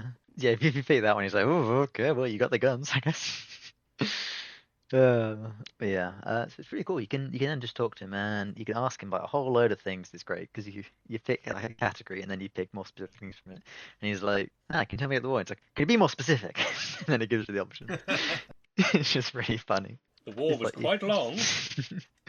But yeah, it's pretty cool. Yeah, you can ask him about like how the war went, how it started, what happened after the war, that sort of thing. You can ask about the alien races that are around, the ones we know, the ones that were in the like Earth Alliance. You learn that the Ur-Quan obviously won the war. They came over. They gave humanity the option of join their battle fleets or just be locked behind an impenetrable shield for all time. We chose that one for some reason. Also, they were like, yep, vacate every structure older than 500, every man-made structure older than 500 years old. And then like days later or something, they just like fucking bombarded every building or anything man-made from orbit that was older than 500 years. That includes apparently a bunch of the Arctic, which we didn't know about. Various structures in like the Amazons, also the pyramids, obviously, because they're quite old. Pretty neat. I'm guessing there's a lot of European towns that got kind of fucked up with that. Yeah, probably. Yeah. You can ask him what he suggests to do next, and he pretty much says, go off, you see all those planets and moons out there, they got resources on them, spend like a couple of months or a year just collecting resources. That sounds like a lot of fun. Yeah. So I actually reckon that is quite fun to do as a thing. So this game is obviously set in space, right? Yes. It's a space game. So they have space. So they got the galaxy, big galaxy. It's got lots and lots of solar systems in it. Yeah. And such. So obviously your solar system is made of stars and made of planets, and then a bunch of other random crap like asteroids and shit, but they don't include those. And then planets can have moons if they happen to. Pretty cool. So the temperature and the color of stars varies. Pretty nice. Apparently they generated the map like a mixture of procedural and hand generated, which makes sense. I'm guessing the hand generated stuff is particularly important worlds, plus obviously our solar system. A bit weird if that one was randomly generated. But yeah, got lots of cool variations. Got like, a number of planets in our systems varies, and I've got in brackets next to each of these like probably realistically because it seems pretty realistic, judging from my vague remembrance of astronomy. Yeah, it's pretty neat. There's so that you got obviously different types of planets. You got like regular planets. You got like gas giants, that sort of thing. Gas giants obviously you can't land on them because there's no surface, but they tend to have a lot of moons around them, which I think is what happens in real life. So each planet and each moon has got a bunch of stats listed. I've got the orbital distance from the sun in astronomical units. They've got the mass, which is like in Earth units. Earth mass is pretty neat, so you can tell how big it is compared to Earth. It's got the radius compared to Earth. It's got gravity, which is in G's, and that affects how much fuel it takes for a lander to land on the planet and come back, which is cool. which I didn't realize for a while. Yeah, I didn't realize it actually cost fuel, so I was like sending things down, grabbing like a couple of resources, being like, yeah, it'd take me ages to drive over there, so I'll just recall it back up and place it back down over there. I was like, oh, I'm down like 8 fuel. How did that happen? They got day length compared to Earth, which doesn't matter, but it's cool to have. Planets also have temperature and weather. They've got tectonics, so like earthquakes and such. So yeah, It's quite that makes sense. game. It's pretty cool. Yeah. It's just quite detailed, Yeah, it's like cool. how it all works. Yeah. Like, that's good. Yeah, so pretty much I launched the game, went to the intro, like just headed over to a planet, saw this, and was like, oh, that's pretty cool. Awesome. I'm optimistic about this game now. Oh dear. So the general gameplay loop, at least for the early game, apparently it may or may not change later on, is you go hyperspace, two-way solar system. Hyperspace is you kind of drive out of the system, and then you're in freaky music world, and you just go drive over to a system and hop back into it. You go visit each planet and moon on it. You scan it for minerals, which is just press the scan button when you're in orbit. Pretty cool. And then you pretty much judge if it's worth landing to get the minerals from it, or you should just move on. And you judge that based on the danger, which is based on the weather, the tectonics, the temperature, and any hostile natives. So weather is literally just lightning appears on the surface, and it appears more frequently depending on the higher weather class, where like weather class 3 is fairly common. Weather class 8 is it's just constant fucking lightning. You got tectonics, which is pretty much the same, except it's earthquakes. You got temperature, which means fire just like spazzes across the planet if it's hot enough, which is not very hot for it to start happening, which is odd. There's hostile natives. They're little green men, that sort of thing, that just chase you down and try to eat you. Green men. Pretty neat. Yeah, little green monster things. So weather, lightning, is a pain because it appears and you can't dodge it if it happens to land on you. It feels bad then. Tectonics, the earthquakes, you can dodge them unless you're unlucky. Unless there's like a whole load of them as well. So if it appears sort of nearish you, you can just swerve out of the way. Yeah. Because does your ship have like a health of its own, or like if it gets affected by yes. You got your actual ship, and then you've got the little auxiliary like landers and other combat ships. Your ship and also each of these separately have their own little crews, and each time you take damage, you lose one or more crew. Oh. And you got to go plenish them from somewhere. I thought back maybe at the starbase. taking away a bit of fuel, but no, actual casualties. No. Each ship, bam, people are dead. Woo. Yeah. So when you're talking to the commander back at the base, he says, "Yeah, you can recruit crew from this station, but obviously we've got a limited number of people because Earth is shut off. So the more you recruit, the more expensive it will be, effectively." Oh, I yeah. actually still never saw the price go up, but that's Yeah, what that he doesn't says, happen so for I'll a take his word. long time. I think you have to have recruited around 500 or 600 people in order to see that, but that can stack up after a while by buying I'm probably more quite ships. close to that now. Yeah, that limit kind of makes it annoying when you just randomly get struck by lightning on a low weather class planet. It's not really avoidable. It's more of like a sort of numbers game where you kind of judge, is it worth going to this planet? Yeah. And then just So is it like tank any hit you happen to go. you only like scanning to collect minerals, or is it actually like for livable purposes as well? It's just collecting minerals as far as I'm aware. Unless there's like a place of interest like the moon base, that sort of thing. No, they only do that in Star Control Origins, so you have to find livable planets. Just because the tech wasn't good enough at the time to be able to do that. Yeah. You remember, this is a game that was made in like 91. So your It ship, right? wasn't the most advanced tech in the world. But yeah, sorry, continue. Yeah. So your ship is customizable. So it's a modular, right? It's just the skeleton of the ship, if you remember. Yep. Which means you got 16 slots? Yeah, you got 16 slots which you can populate with various modules. This can be either like dynamos, which give you energy for use in combat. You got storage bays, which means you can hold more cargo, more minerals, that sort of thing. You got crew pods, which means you can have more crew. You got fuel tanks, which means you can have more fuel at any one time. And you've got guns, and those have sort of different effects depending on where you actually put them in the ship. I haven't tested this, but I'm assuming the reason, even though I've got like fucking 8 dynamos at the moment on my ship, the energy still goes down like instantly in combat. I'm assuming that's because I've got a bunch of guns on there. I wouldn't know. The Does it general scale rule of up? thumb is never use your original ship in combat because Yeah. it is useless for combat until the end of the game. Yeah. Well, the Just good news don't is bother. Just I've don't bother. exclusively used my original ship in combat. Yeah. On that note, there's I actually found out to Pluto. It turns out there's a little float hiding out on there, which I didn't discover until very recently. Yeah. So you hop down there, you gather the mineral, you say, what's that strange thing over there? Check it out. Bam! Your land is on fire. They're retreating. There's 6 dead. Oh no. you get hailed from the alien craft on there, and it is a Spathy. It's a what? It's a Spathy. It's an alien race. It's a Spathy. It's a Spathy. Spaffy. Yeah, it's a Spathy. S-P-A-T-H-I. Spaffy. I thought you said That's right. Sorry. No, it's a Spathy. Spaffy. So they're like mollusky people. So the Spathy, right? They were conquered by the Ur-Quan. Just like Earth, they were given the choice of picking between being battle thralls or being locked forever behind an impenetrable shield. The thing about the Spathy is that they are just ultra cowards. Yeah. They're constantly terrified of danger. They start each day with their daily prayer, which goes something like this. God, please don't let me die today! Yep. Tomorrow would be so much better. Yep. There's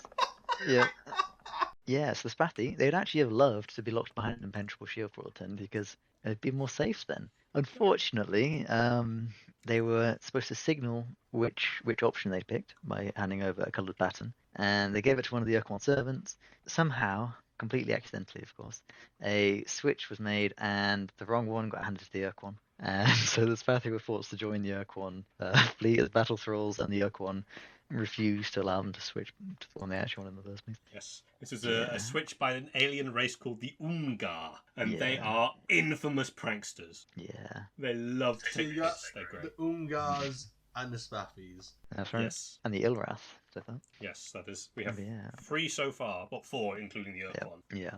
So following the subjugation of Earth by the Ur-Quan, they locked us behind a shield, but they didn't really trust that humanity would like obey the rules of sticking there and not trying to break out. So they sent some of their minions, the Spathy and the Ilrath, to set up like an outpost on the moon and watch over Earth, make sure the Earthlings don't do anything sneaky like. The Ilrath, they got bored and or received a message from their god, their twin gods of death and destruction, telling them to go do something interesting.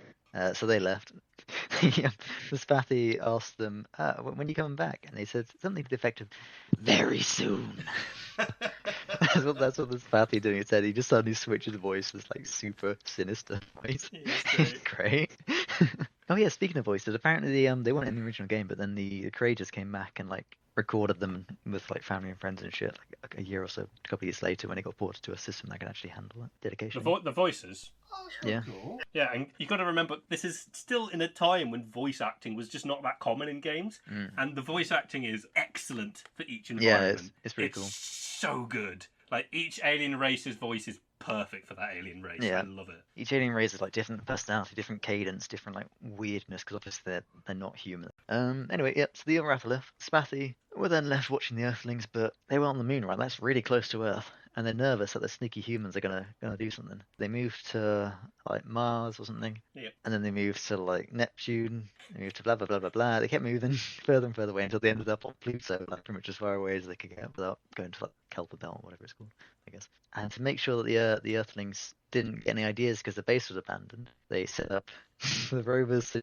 keep pushing stuff around pointlessly, and they put like just a random music record to just play on repeat, broadcast on repeat, to make it seem like somebody was doing something to the alien base. So that's why the base is abandoned, obviously doing that.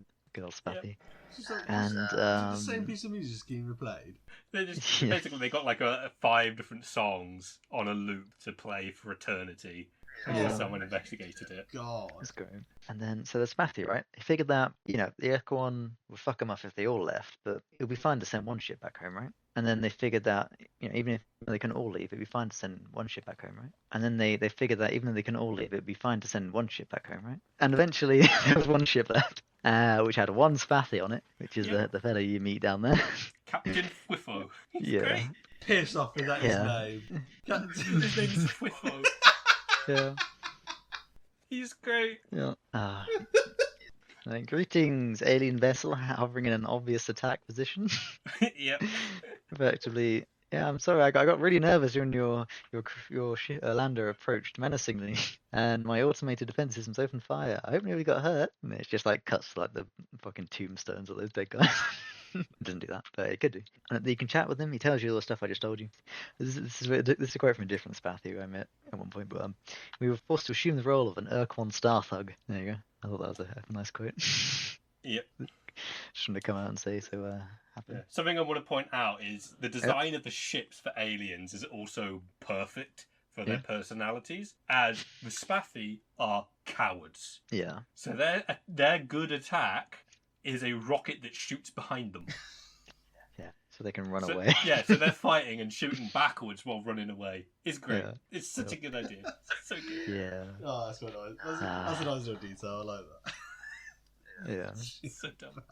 But yeah, so you can talk to them about the various things. You can try and persuade them to join you, and they'll refuse until you keep on talking to them a bunch more, and they go in.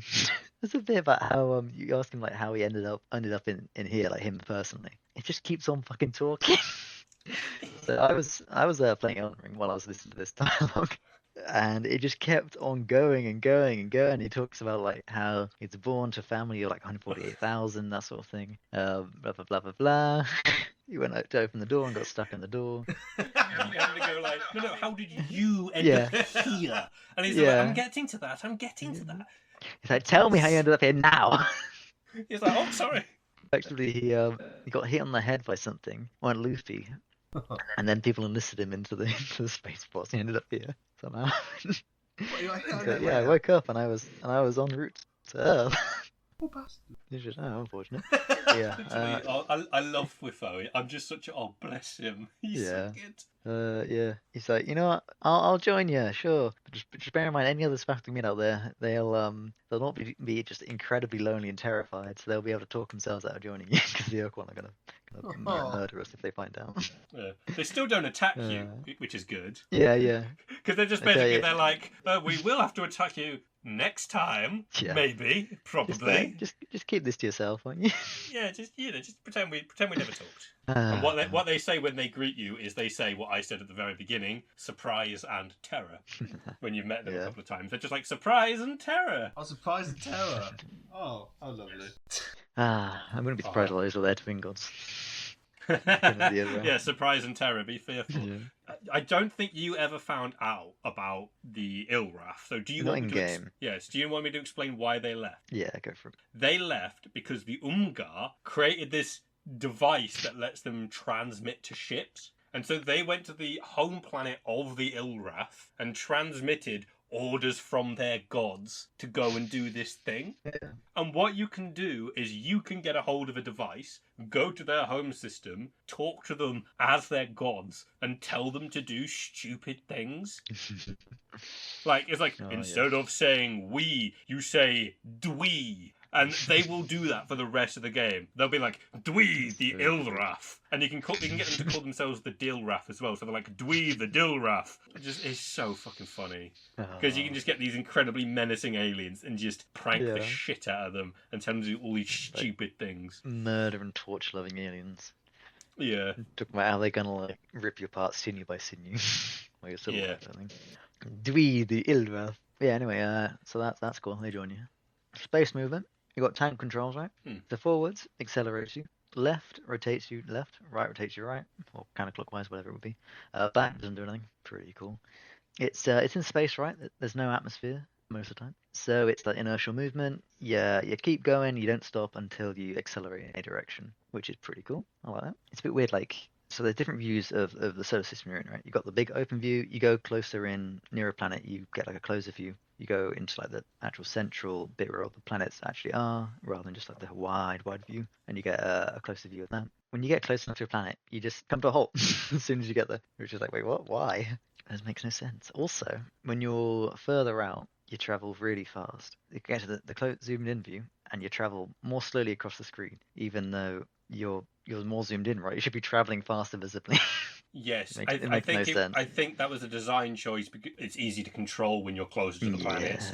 One thing is inertial movement when you haven't got just basic deceleration, right? Ability to either just be just stop moving, full stop, or at least decelerate in the direction I'm facing. It's a pain in the ass. It's not too bad, but it's just just stick some. I've got 16 thrusters on this ship, right? Just point 2 of them forwards instead of backwards, and let me slowly slow down. It wouldn't be that difficult.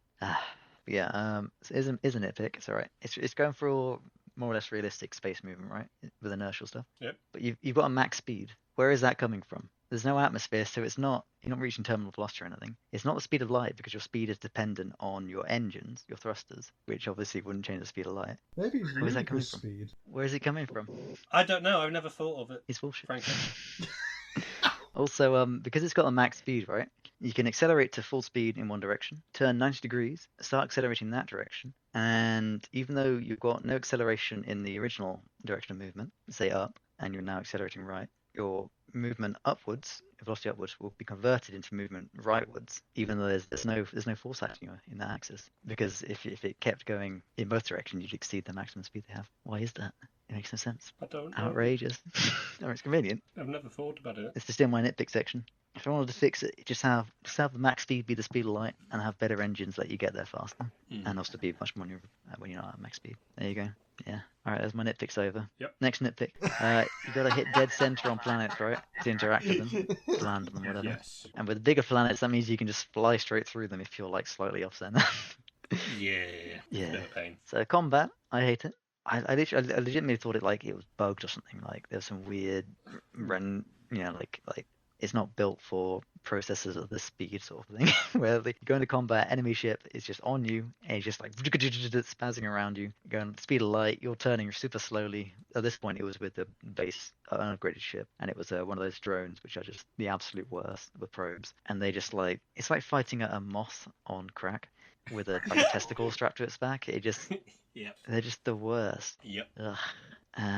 Yeah. And they're basically the first enemies you ever meet. So here's the thing: you can just like hop out of Sol, hang out in hyperspace, and you'll get a probe coming at you like every 30 seconds, a minute or two, without fail eternally. It would seem. That's why I did my last hour or two of playtime. I just hung out there and just killed them when they came up because fuck them.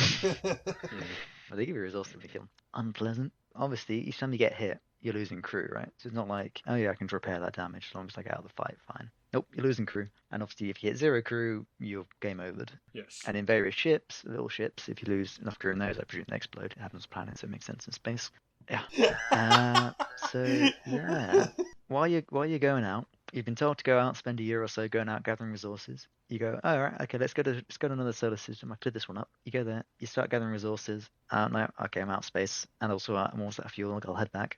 All right, I'll upgrade my cargo, buy a bunch of fuel. I don't have any money for anything else. All right, next solar system then. Man, these solar systems are getting further and further away.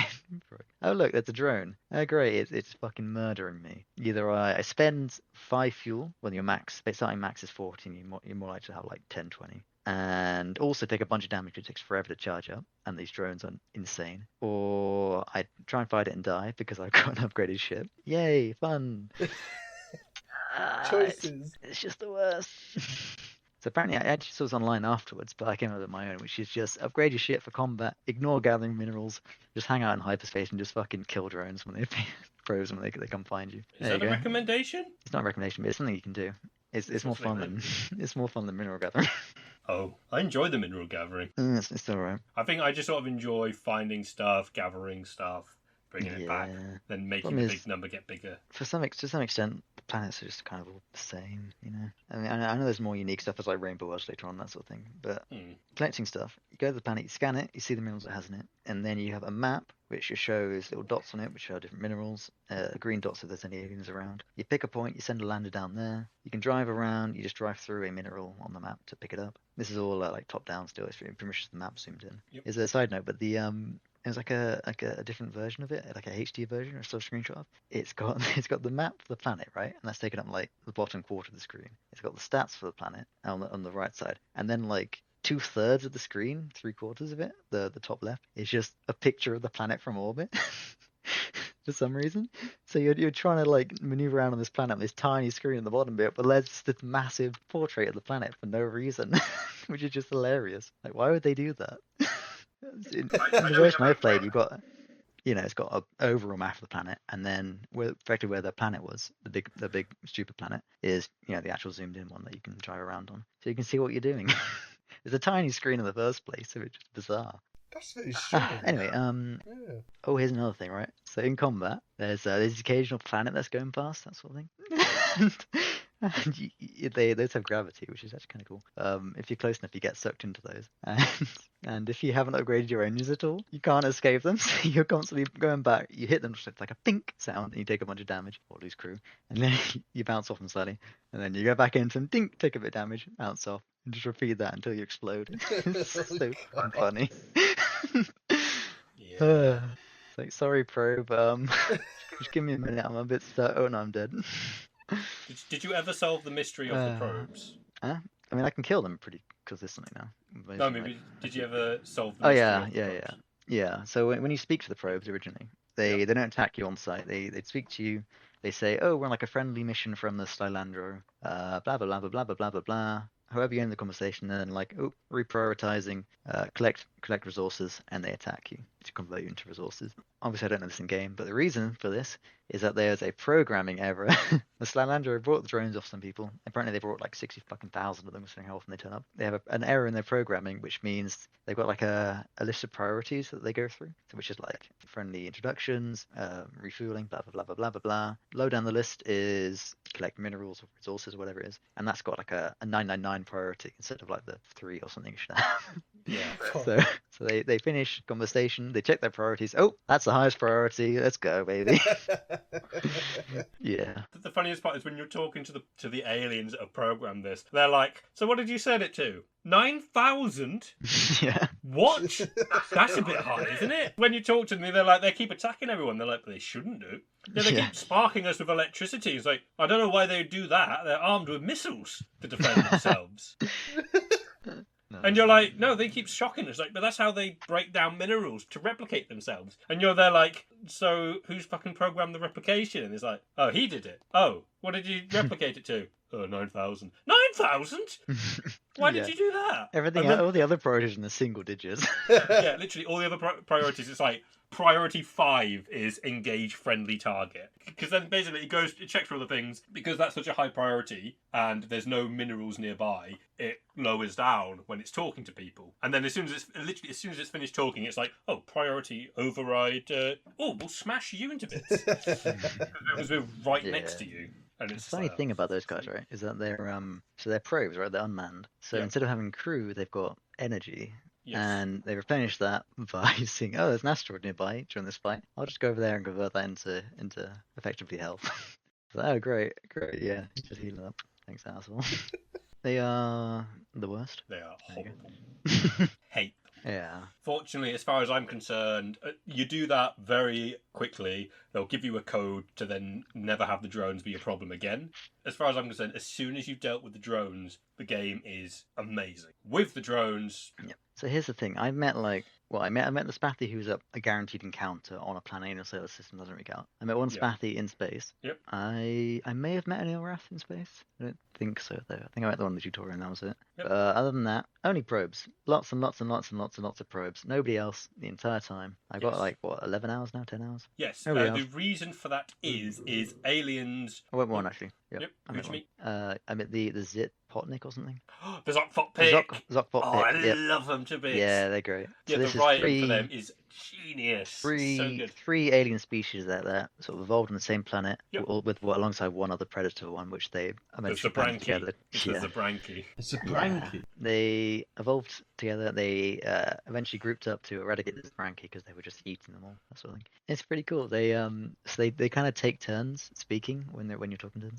Each alien you speak to, it's got like a portrait of them, and they've got little movement animations when they're speaking and something. Yes. The art for the game, by the way, is made by quite a very famous sci-fi author. Like, he did a lot of some of the White Dwarf and early sci-fi drawings and stuff. So the fact that he did it for the game is really cool. Yeah, it's like a very pulp sci-fi sort of look. Yeah. It looks very good. Especially when it's been converted into pixel art, it works very well. But yeah, the Zokfok Pit. So they take turns talking. You got one on the left, which is a member of one species. You got one on the right, which is a member of the other species. And you got one in the middle of the pack, which is a member of the last species. And the first two, they take turns talking. The one on the back just doesn't say anything. He's basically just an eye that just looks back and forth on this. Yeah, that's great. I think my favourite part about the Zokfok Pit, outside of one of the funniest things that they'll tell you, is that they don't remember who's the Zok, who's the Fot, and who's the Pick. And so when you ask them, it's like, which one's which? They're like, I'll be honest, we don't know anymore. We've forgotten.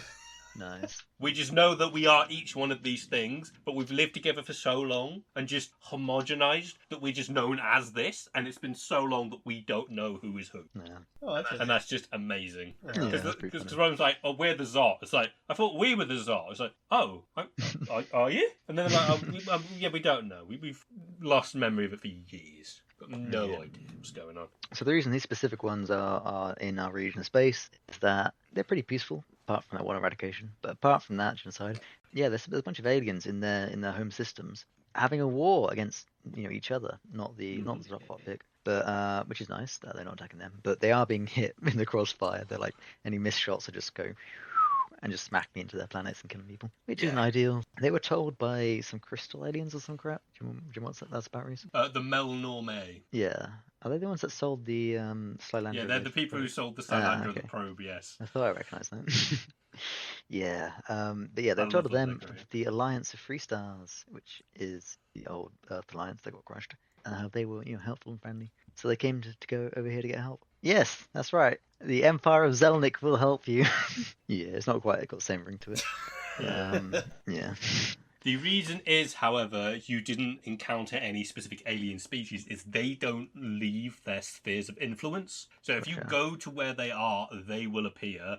And if you've just not encountered those aliens yet, that means they will not appear. You will not meet them until you enter their regions of influence. Gotcha. And then you'll see them all over the map suddenly. You'll know you've entered an alien's region, as it were. When suddenly you've got like 7 little pop-ups on the map. And if you've not discovered an alien yet, you don't know if they're good or bad.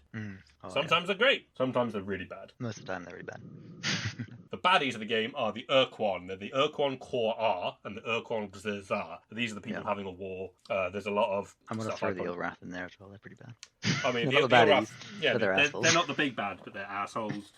There's the Fradash, who are they're so funny, the Fradash. The Fradash are basically a violent warmongering race, but they're not warmongering in the sense of, God's doctrine commands us to fight. They're warmongering in the sense of, I find this fun, so I'm going to kill you. So this is sport then? Kinda, yeah. Like, enjoyment. It's not even sport, it's just something to do. Something to do? Yeah. Just kill the border? Yeah, literally, there's something to do. They keep having, like stages of their evolution. They get to a point where they stagnate, something happens, different person comes into power, and always the same thing happens when a new person comes into power, which is they just keep fighting again. New person will come into power, they'll unite them for a bit, and fight. Someone will have a bit of a tiff with them, they'll fight, and they'll just break up and keep coming back.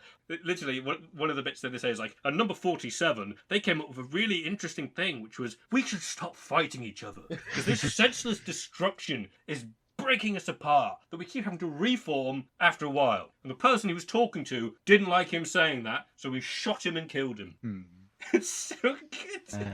They're just rhino meatheads. They're great. There's one alien species I know that wasn't actually in the game, I don't think, which is one that was it was uplifted shortly before the original war against the Ur-Quan.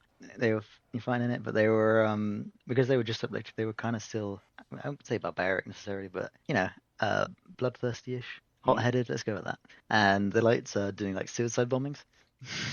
The show 60, they are in the game. Oh, really? They are in the game. The Spathy thought they were ripped out. The plot of the show 60 is the Ur-Quan was attacking them, and it was just the show 60 and the Yehat, and the Yehat are Scottish pterodactyls. So that's the only way I can describe them is as Scottish pterodactyls. Nice. And you basically, you find out that there's one show 60 left alive. Oh. One. And the way that you have to befriend him is you need to insult him, go into space combat, and then run away. And then you find him again, and he's like, I'll kill you this time, you Ur-Quan bastard. And then you go, well, see if he can catch us first, you little... And then you just keep running away and insulting him. And then he just goes, hang on a minute, the Ur-Quan never insulted me before. And you're like, yes, because we've been trying to fucking tell you we're not the Ur-Quan, you idiots. And he's like, oh shit, I'm sorry. So the way they all died, right, is... they like their suicide bombs. The Ur-Quan were invading their system. They went out in a blaze of glory, i.e. they ignited their sun into a supernova and took out a bunch of Ur-Quan with them. Which, I mean, hey, not bad. They didn't just take out a bunch of Ur-Quan, they took out half of the Ur-Quan fleet. And that is why they are destined to lose the current doctrine war with the Zar makes sense. and the Korra.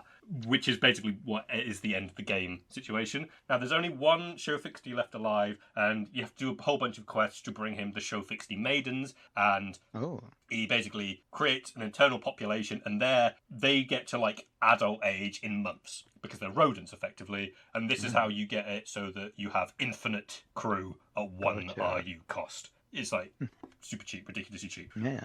They have not aged well, as they are all Japanese. Oh no. Now hang on a second. And they're suicide bombers. Yeah. Kamikaze? They're kamikaze pilots. Okay. Yeah. Why? The accent of these guys is not the most aged well in the game.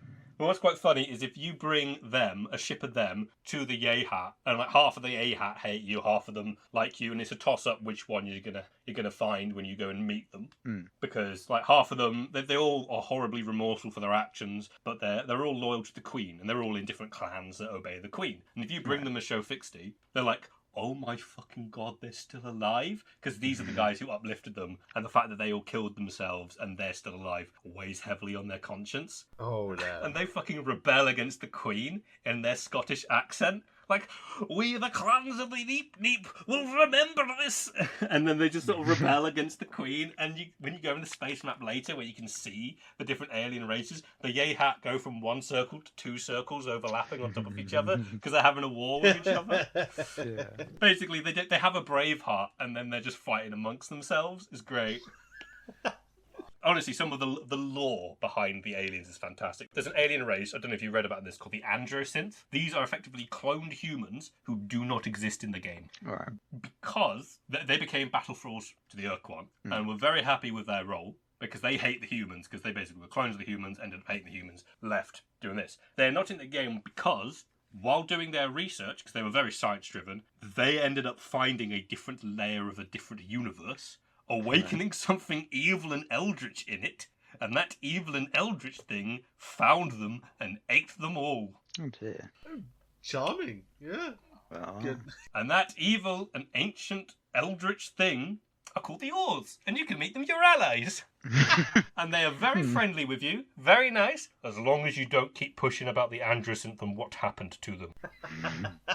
Their background music is quite infamous in certain circles of the universe because there's a YouTuber called Cadicarus, and he's played a lot of games by the company Toys for Bob, who were the people who made the Ur-Quan Masters originally, and now they've become another company called Pistol Shrimp, the original founders. But the intro music that the Toys for Bob uses, that he describes as demented clown music, is the background music for the Orc. And they are basically all fish people. When you actually think about them, they are disturbing, terrifying individuals, but they're great because the joke is that the translation stuff doesn't work properly, and so there'll just be random words in the middle of a sentence that just have asterisks around them. It's like, we are not happy campers, and it's like that, and it's just like, is that what you fucking mean? Jeez. Some of it is quite clearly swearing that has just been removed and stuff like that. It's great. Rhys has mentioned it a couple of times. The Ur-Quan something or other war. Doctrine War. Doctrine War, that's the one. So back in day, the Ur-Quan, they were quite nice. This is way back in the day. They joined an alliance of friendly fellows. They kind of didn't get along with anyone. They have like an innate sort of rivalry instinct that triggers when they see any other living thing except for one specific race, which they were friendly with. But they were eager to take part, have fun, be friendly and that sort of thing. They came across a race of psychics who were just assholes. And the Ur-Quan are actually really, really easy to control psychically, right? So the psychic race took control of them, used them to either kill or enslave the entirety of their alliance that they were friendly with. They were slaves for over a millennia. Yep. And they broke free of slavery by just being constantly in pain and dealing with that. Oh. And then, they win. Now they just have like species-wide kind of terror and vendetta against being enslaved again. So there's 2 factions in there which both do different things. One of them is a subspecies for some reason, which is nobody else can enslave us if we enslave them first, and the other one believes nobody can enslave us if we kill everything. And that's what the 2 doctrines are. I think they had a little bit of a fight, and they sort of said, "No, this is stupid. Let's have this like ceremonial fight every now and then to decide who gets to do that. And in the meantime, we'll just go off and take over various parts of the galaxy, blah blah blah blah blah." And then meet up to fight. Is that about right? Yes, basically. It's like they go in different directions. One side just wiping everything and destroying everything, and the other side going out and enslaving and destroying everything. And the reason why they basically saw no Ur-Quan ships in the original fight is because you only really saw like 10-15% of them, because most of them were fighting the other ones. So it's just petty wars going on then, really? Yeah, so this war has been going on for a little while. This Doctrine War has been going on for the last 50 years, because these wars tend to go on for quite a long time. Bloody hell. As far as they were concerned, the first game, from their perspective, was just a couple of ragtag individuals teaming up to just try and be a bit of a nuisance. They were a nuisance. Not a threat, a nuisance. So whenever you're really tired and like the tiniest thing just tips you over, that's what it feels like, just an inconvenience. That's what it sounds like. He's like, no, to my top of my limit now. It's like, you joke, but kind of. That's all that the people were. So Rhys, I again mentioned this earlier, the enslaving faction, rather than the annihilating faction, took a big old loss that one time when that silent supernova, which means they're going to lose this next Doctrine War. Yeah. Which means there's a hidden timer in this game. If you take too long messing around, the Korra, whatever the angry faction is, the Xerzar, the Korra, I believe, are the black ones, and the Xerzar are the green ones. Alright, so I think Korra is the genocide one, right? I believe so. Yeah, you take too long, they're going to go through and annihilate all of your allies, everybody around you, until it's just you left, and then game over. Yes. Yep. Nice. They actively, you can see, when you've discovered them, you can see them moving around the galaxy, and then they'll get to the central point of another galaxy, and when you open the map, the other alien species that was there is gone, as they are just destroyed completely. Oh yes. You got a hidden time limit until they destroy you, basically, and you know it's bad when you can encounter the green ones, and they won't fight you at this point in the game. It is terrifying what they say, genuinely, because the Ur-Quan Masters, from the first game and for most of the game, you see these guys as the villain. And when you encounter these guys, when they start what they call their death march, you'll find the green ones, they will see you and talk to you, they refuse to fight you. What they say is, humans, you must run. Yeah. The baddies of the game are like, you must run or you are going to die. We have lost the Doctrine War. All is lost if you cannot stop them. And then they will leave you be. They won't fight you. I mean, that's kind of nice of them, though. I know, but it's terrifying, because you're just there like, oh god, I've got to fight these guys. What? Because they're like, we're scared of what's going to happen next. And you're like, oh my fuck. Say no more. Oh, Jesus. I'll just jump back on my spaceship and fly. Honestly, the writing, the lore, loads of the stuff about this game is excellent. There's so much to explore, but, I won't pull away from Sam for too long. There's two completely different dichotomies. I love the game. I can stand the gameplay long enough in the space combat, and some ships are much better in space combat than others. Yeah. So you just get so much better with it. But the Earthling ship is shite. But yeah, there's loads of stuff in this game that you can just sort of fuck about with and just do. So much to explore and just find. If you know where to look, roughly. Yeah, it's a big old map. It is a very big map. Yeah. And do you know that Captain Fwifo is a fan favourite? Because in Star Control Origins, despite the fact that they don't own the rights to the Spathi or Fwifo or anything, they've named a star system called Fwifo. Nice. It's great. Yeah, so many of the aliens in this game, they're so well written, which is why I consider it to be my gold standard of just how good your writing can be, to the point where it has been cited as this is heavy inspiration for stuff like Mass Effect and that, because it just hadn't been done in the game before. It was wholly unique. There was another game that came before it, I think. Starflight. Yeah, Starflight, which the person who made a lot of the movement and design for the game was asked to personally come in and do stuff for, which is why he knew quite good how to do stuff in space. I will freely admit the probes can suck my dads, because I almost destroyed my computer because of... When they should either be delayed or just reduced in some way in terms of the number of them that just show up constantly. It's just way too many. Yeah. Or just make them so they can't fucking spawn on top of you at the start of combat. It's not so bad if they spawn, a few meters away and have to go to you, but they spawn on you and they instantly react before it's even loaded in properly. So, I assume you never completed the game. No. It is a long game, and frankly, you're not really expected to complete it on your first playthrough. The thing is, there's at least 100, probably more like a few hundred, 500, 1,000 systems and thing. Oh yeah, there's a lot. Probably more like There is a 300, lot. I would many? guess. I would guess several hundred. Oh yeah, and this is systems as well, not just Yeah, planets. which This each is then have systems. like Shit, that's I'd say like minimum 1, 3 to maximum like 7. 9 planets, and then some of those have moons. Some of them have quite a few moons. Some of them have none or one. Yeah. There is a lot to explore in the game. A lot to find. And this game's on the 90s. Some of it's tricky to find. Yeah, this game's on the 90s. Yeah. The scope of this game for the time is It is ridiculous. impressive, yeah.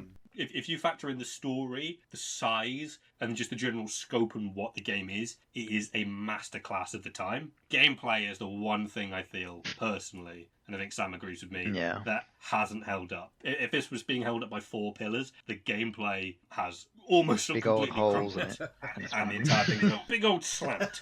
Yeah. Honestly, if they just slow the combat down, then it would be much better. I mean, what you can do if you really don't like the combat is you can put it onto cyborg mode, and it'll just do the combat for you. If you just really can't be bothered. I mean, there is another one which is cyborg just story mode, which is just you auto win encounters. Oh, yeah. So you just don't have to bother with any of that. But then what's the fucking point of that? Yeah. I accidentally left that on when I did the final game boss, so it just immediately do the final cutscene. I was like, what the fuck? Yeah, that's not ideal. Literally, just they're like, we have arrived. He does the prepare yourself, and then black screen, and then he appears again. I was like, oh, you're back? Did you forget about something? And then he just says, like, we've done it. And I'm like, we've done what? What have we done? Don't worry, we won the fight off screen. I think in this case, you forgot something. Very Greek theatre. Yeah, very Greek theatre in the, oh, you should have seen what just happened over there. It was great, trust me. Oh, fuck. Yeah, I got one question. Do you know what's up with them destroying all the old man-made structure on Earth? Is it just to like wipe out any precursor tech that might be around or something? No, the reason was just so that they could destroy other things and make space to then build more things. That's it. That is the logic that they give, is to destroy the old things so that they can then just build more, because they're no longer going to be able to leave and expand. So they just need more space to be able to expand on the planet itself. Fair It's enough-ish. like, it's that, and it's just like well, if we lose, then you're not going to expand that much anyway, so fuck you. Anyway. Alright, Yeah. fair enough. Yeah. Fwifo, I love him to bits. And because obviously all the Spaffy are cowards, he'll tell you what the secret cipher is if you want to meet with the straight High away. Council. Yeah, he's literally like, oh, here's what the secret cipher is. And when you meet the council, if he's still in your fleet, you can literally go, oh, no, trust me, we didn't torture anybody for it. We literally just asked Fwifo for this information. Well, you say we asked. We met him, and you said, "Oh no, I know you're going to torture me. So to save us the trouble, here are the codes." Yeah, it's great. And literally, the way they describe it to you is, look, we know that if you pointed a gun at his head, he would just tell you what it is immediately. No, scratch that. If you pointed a banana at his head, he would still tell you what the cipher was. So that doesn't mean anything to us. Even better, and this is the level of quality of reason I love this game's writing, is the entire reason that they join you isn't because they want to help you fight against the Ur-Quan. It's so that they can study your shield that is around your planet so that they can remake it later and be safe under a shield. Yeah. Which makes it all the Very funnier, good. in my opinion, when you've still got Fwifo in your fleet and he's basically lost his chance to go home and be safe under the shield because he's still in your fleet. You never talk to him again personally, but it's just the internal thing of, oh fuck, I've just stopped. And if you've refueled his ship with crew, technically, if you do that at the beginning of the game and you never do it again, technically that means that you've filled it with humans. So that means he is the only Spaffy in the universe outside of Spaffy One, which is infinitely funny to me. And ridiculous. It's just, oh bless you, Fwifo. You're my precious little Fwifo. It's great. Just give him a head pat. I just love it that like you got this big ultimatum: join our battle fleets or just be trapped for eternity, and like everybody's terrified of both of them. The Spaffy are like, oh, really? And then they get tricked out of it. Yeah, we'll be safe for eternity. And the Ungar are like, I'm going to do what's called a pro-gamer move. Just swap it out. And they're like, no, we wanted the other things. Like, it is too late, young ones. You have chosen to die and fight for us, and that is all that you can get. And they're like, fuck. That's not what we wanted. Sam, give me the 4 words of how this game made you feel. Why? The probes, why? That is very understandable. I really like the writing, the story, the sound, the music, the aliens. They're all really cool. Just like I think the gameplay's kind of garbage. Yeah, it's just not aged well. Foley, if you could remember, the story for Zardoz, what is it? What would you rate it? Zardoz's story. Go on. A 1. A 1, that's more than I thought you were going to give it. Oh, Remember 0 is an option. can I do 0.5 or does do -1?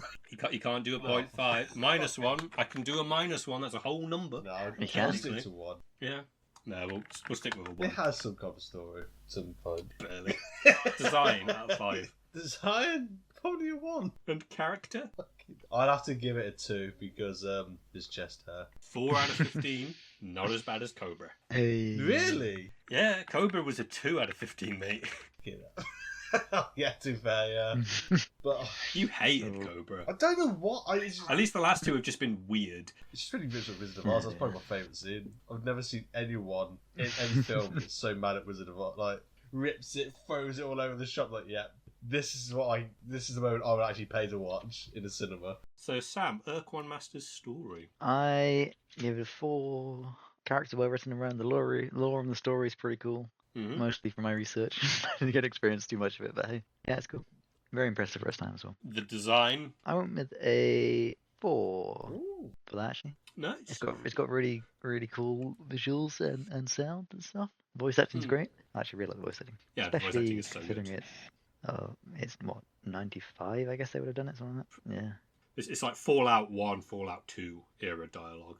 And now the dreaded one for me, gameplay. Give me that lash of reality. Gave Sam. it a 1. At least it wasn't a 0. It wasn't a 0, no. Yes. So that is a 9 out of 15. Yeah. Which is not the lowest you've ever put. No. No, it's not. You put Fairy Tale Adventure as a 5. Wow. Yeah, that makes sense. Because that Yeah. had all rightish gameplay with mediocre story and mediocre art, whereas this Is. has crap gameplay with really good other stuff. Yeah, everything else is amazing. Yeah. The gameplay is just not very good, Oh, which dear. is a shame. Which I think Yeah. you'll agree with this review here, which is the first one, is 3 stars. The Ur-Quan Masters is a faithful port of an impressive game for its time. Though it's not the smoothest experience for people playing it for the first time now, if you would like a vast world to explore with some good writing present, good my fucking arse, it's fantastic, then maybe give it a go if you can stand the gameplay. That last sentence. Yeah. Pretty much, yeah. What you said. Yes. So the next review is from Clone Gunner 237. It's Steam reviews. Whilst writing review, me get funny feeling. What is funny feeling, you ask? Boring is what is. You only give excellent classics so much acclaim before starts to lose appeal. So, instituting slight deviation in kind of review. Instead of dull and boring, but very much deserved, positive review, it's now glorious and exciting negative review. And that's a negative review, but the content is entirely positive. Because they're like, oh yeah, no, this game is excellent, but I'm going to put this as negative because that's more entertaining. Clever. Clever. The next one is from Deus Rex Action. One of the best games of all time. It was an inspiration to so many now beloved game developers and was rather unique when it first came out in 1990 to 91. If nothing else, it's a meaningful piece of video game history. Enjoy the sauce. Enjoy the sauce. This is just listed on Wikipedia. Star Control 2 was named by IGN as the 17th best game of all time and GameSpot as one of the greatest games of all time. Yeah. But that one also has Doom on it, and Sam doesn't really like Doom. So, Yeah. You can call them the greatest game in their like historical significance kind of context and like how they made things evolve from then on. But like Doom is just a crap shooter these days. I agree with you there. I don't think it's anyway. I would rather play other games, even games of that era, than Doom. Yeah. And to be fair, though, I would rather play Doom than other games like Shadow Warrior. Yeah. I mean, Ur-Quan Masters has a hell of a lot more to offer than Doom did. I mean, even if you just go by story, Yeah. so much better. Cool. I've got one more review, and it starts by saying surprise and terror. I wonder if they like the game. I wonder if they had anyone to quote in the game. I wonder if someone's written this. So we know. Now, what can I even begin to say about this game? The insane amount of galaxy and planet hopping, collecting resources to progress and make things get bigger and bigger. The aliens that have backgrounds and backstories so finely crafted with lore, implications and satire that it's just the right mark. The strangely endearing voice acting, for when voices in games are not considered much of an art, but feel perfect for the material, menacing and entertaining. The design and art drawn by Errol Ortus, master artist for early D&D, breathing life into these fascinating races. the music, which sets the tone in each scene, be it melancholic, upbeat, mysterious, or downright intimidating. The probes, whom are royal cunts of the First Order and should never have been implemented in the first place. Yep. Yeah, I love this game, truly I do, but some of it has not aged well, mainly in the gameplay sectors. The battles are fun, if you aren't fighting the probes, or the Umgar, or, look, could do a better combat system, or just be a bit punchier. But the lore! Each alien is amazing, from head to toe, except for the Shafixti and their racist implications of being Japanese-based kamikaze pilots. Lore-wise, great, not aged quite so well. Now let's get down to the important bits. 5 out of 5 for the story. Come on, guys, I've said how much of a holy grail this game is to me.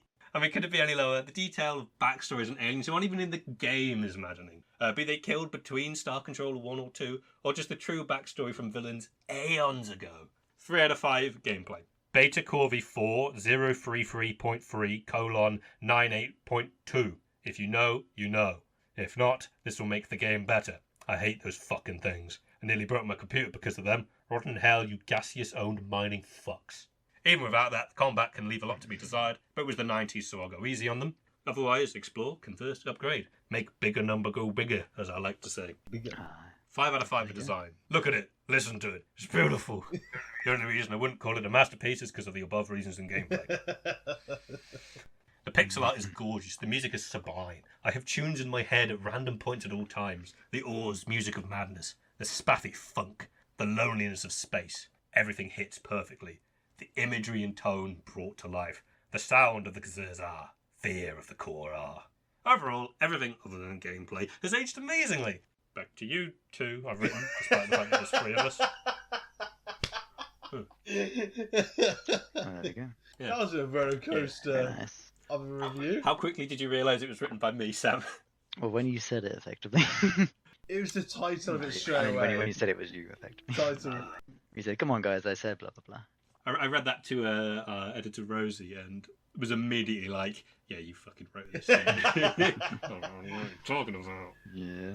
It was literally as soon as you Cool. said, what was it? Greens and Terror? Prize and Surprise Terror. I was like, yeah, this is Rhys. Uh, I said it's a joke. Did you realise after I said that? I said it's a joke, but then I saw your face and you came on a read and went, this is definitely Rhys.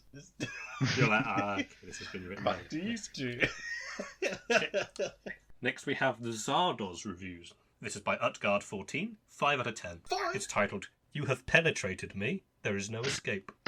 John Borman's stylish sci-fi silliness about a bizarre future where a flying head named Zardoz is worshipped as an immortal god, and people are divided into 2 factions, immortals and mortals. Sean Connery stars as Zed, a ponytailed mortal exterminator, who runs around in a skimpy red outfit that has to be seen to be believed. It really does. Lots of trippy ideas and visuals, which is the main selling point of this movie for many, but it's hard to take seriously with any of it, the whole thing is dripping with pretentiousness. Yep. There aren't any other movies quite like it, and seeing Sean Connery in that outfit is enough to give anyone a case of the giggles. Next, we've got a review by Jonathan May. This is a long review, There we go. and it's a 9 out of 10, and it's called Everything But the Kitchen Sink. And it starts with, this movie is truly awful, but at the same time, it's got to be one of the best sci-fi movies I've ever seen. There are so many concepts to digest. Civilization's end, immortality, genetic manipulation, artificial intelligence, time control, psychic power, space travel, and on and on and on.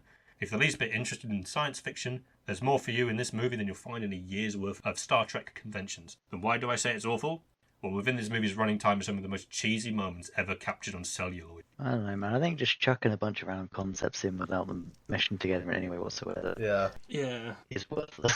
It's interesting. If you don't do anything interesting with them, then what's the point? The only bit I found is the fact they actually did really predict like Siri and Google. Really. That review was a 9 out of 10, because I think it was awful, but I loved it. But I still think that's way too high. This next one is by, and I only just read who it's by Gimpy Freak. That's perfect for Is this. this Rose? Perfect. Okay. And they've said, fantastically awful. This is a soft-core sci-fi porn starring futuristic psychic suicidal Egyptians. This film was so awful that I felt compelled to register in as a new user on IMDb just to write this quick review. In fact, it was so terrible that I recommend watching it. Much like the compulsion to slow down and look at a car accident, this film's ridiculousness pulls you from the opening scene of a witty, floating head spewing gobbledygook. And yes, in the first few minutes, there is a line you will not soon forget. Make sure to watch us with your drinking buddies. And then I've got 3 more reviews, and these are all Google reviews. This one's by David Hall, because honestly, Google reviews are a gift. I'm telling you now. Zardoz is so like life today.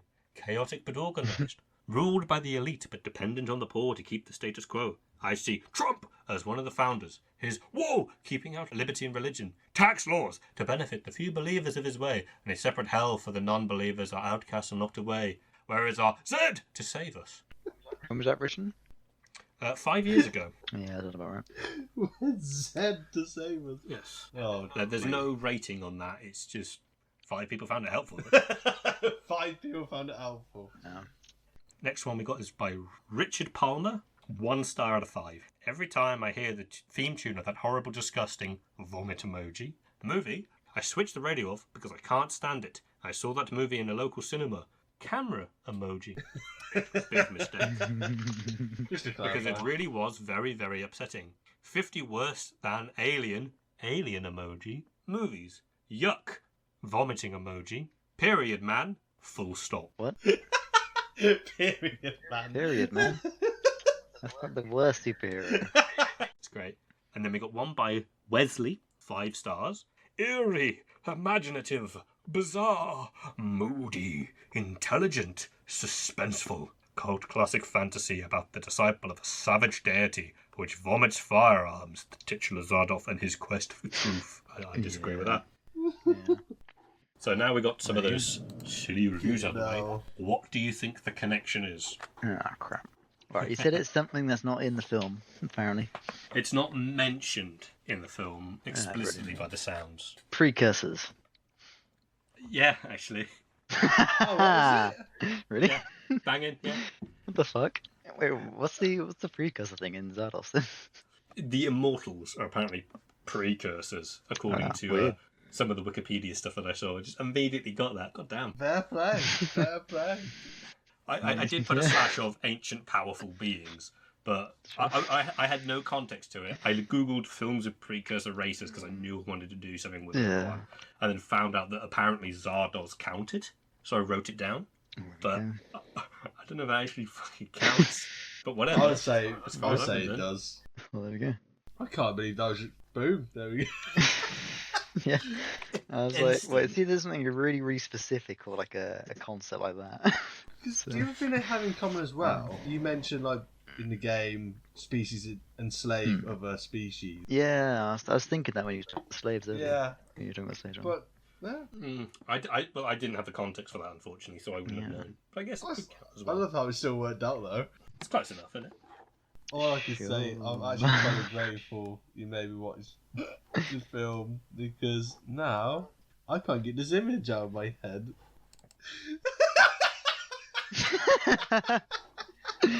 Oh no. That is amazing. It's such... Wow. Is that friend on the right? Yeah, that's half his face is sold. Wow. It's It's like a horror film. There's there's the moon in the background of the fog. And this guy looks like a that's the old people. half dead guy. I swear it's only there for like 5 Got his seconds. intense stare. He truly is James Bond, the man of mystery, when he goes into that kind of disguise. Oh, man. Jeez. It's been It's been interesting. It's been- Unfortunately, I have taken over Sam's segment for quite a large portion of that. Yeah, I that's all right. apologise. But, I was expecting to run out of things to say really quickly, Nah, but that didn't yeah. happen. And then you joined in as yeah. well. Well, I mean, I have a big old experience with that game. It is a game I've been playing since my childhood. And definitely watched Zardoz, apparently. No, just watch the opening scene and also the ending scene. That's all I've seen from it, and I'm pretty happy with it. just watch a shorter version. You don't have to go. None of it makes sense. Watch the start, have a nice bath, and watch the end. Indeed. Just watch it for the wedding dress. That's all I'll say. It's just absolutely beautiful. Watch it for the wedding dress. Good. Words to live by. Yeah. Anyway, I think that's going to be all from us for now. Thank you. Night. Ta-da! And happy birthday to Rhys for tomorrow.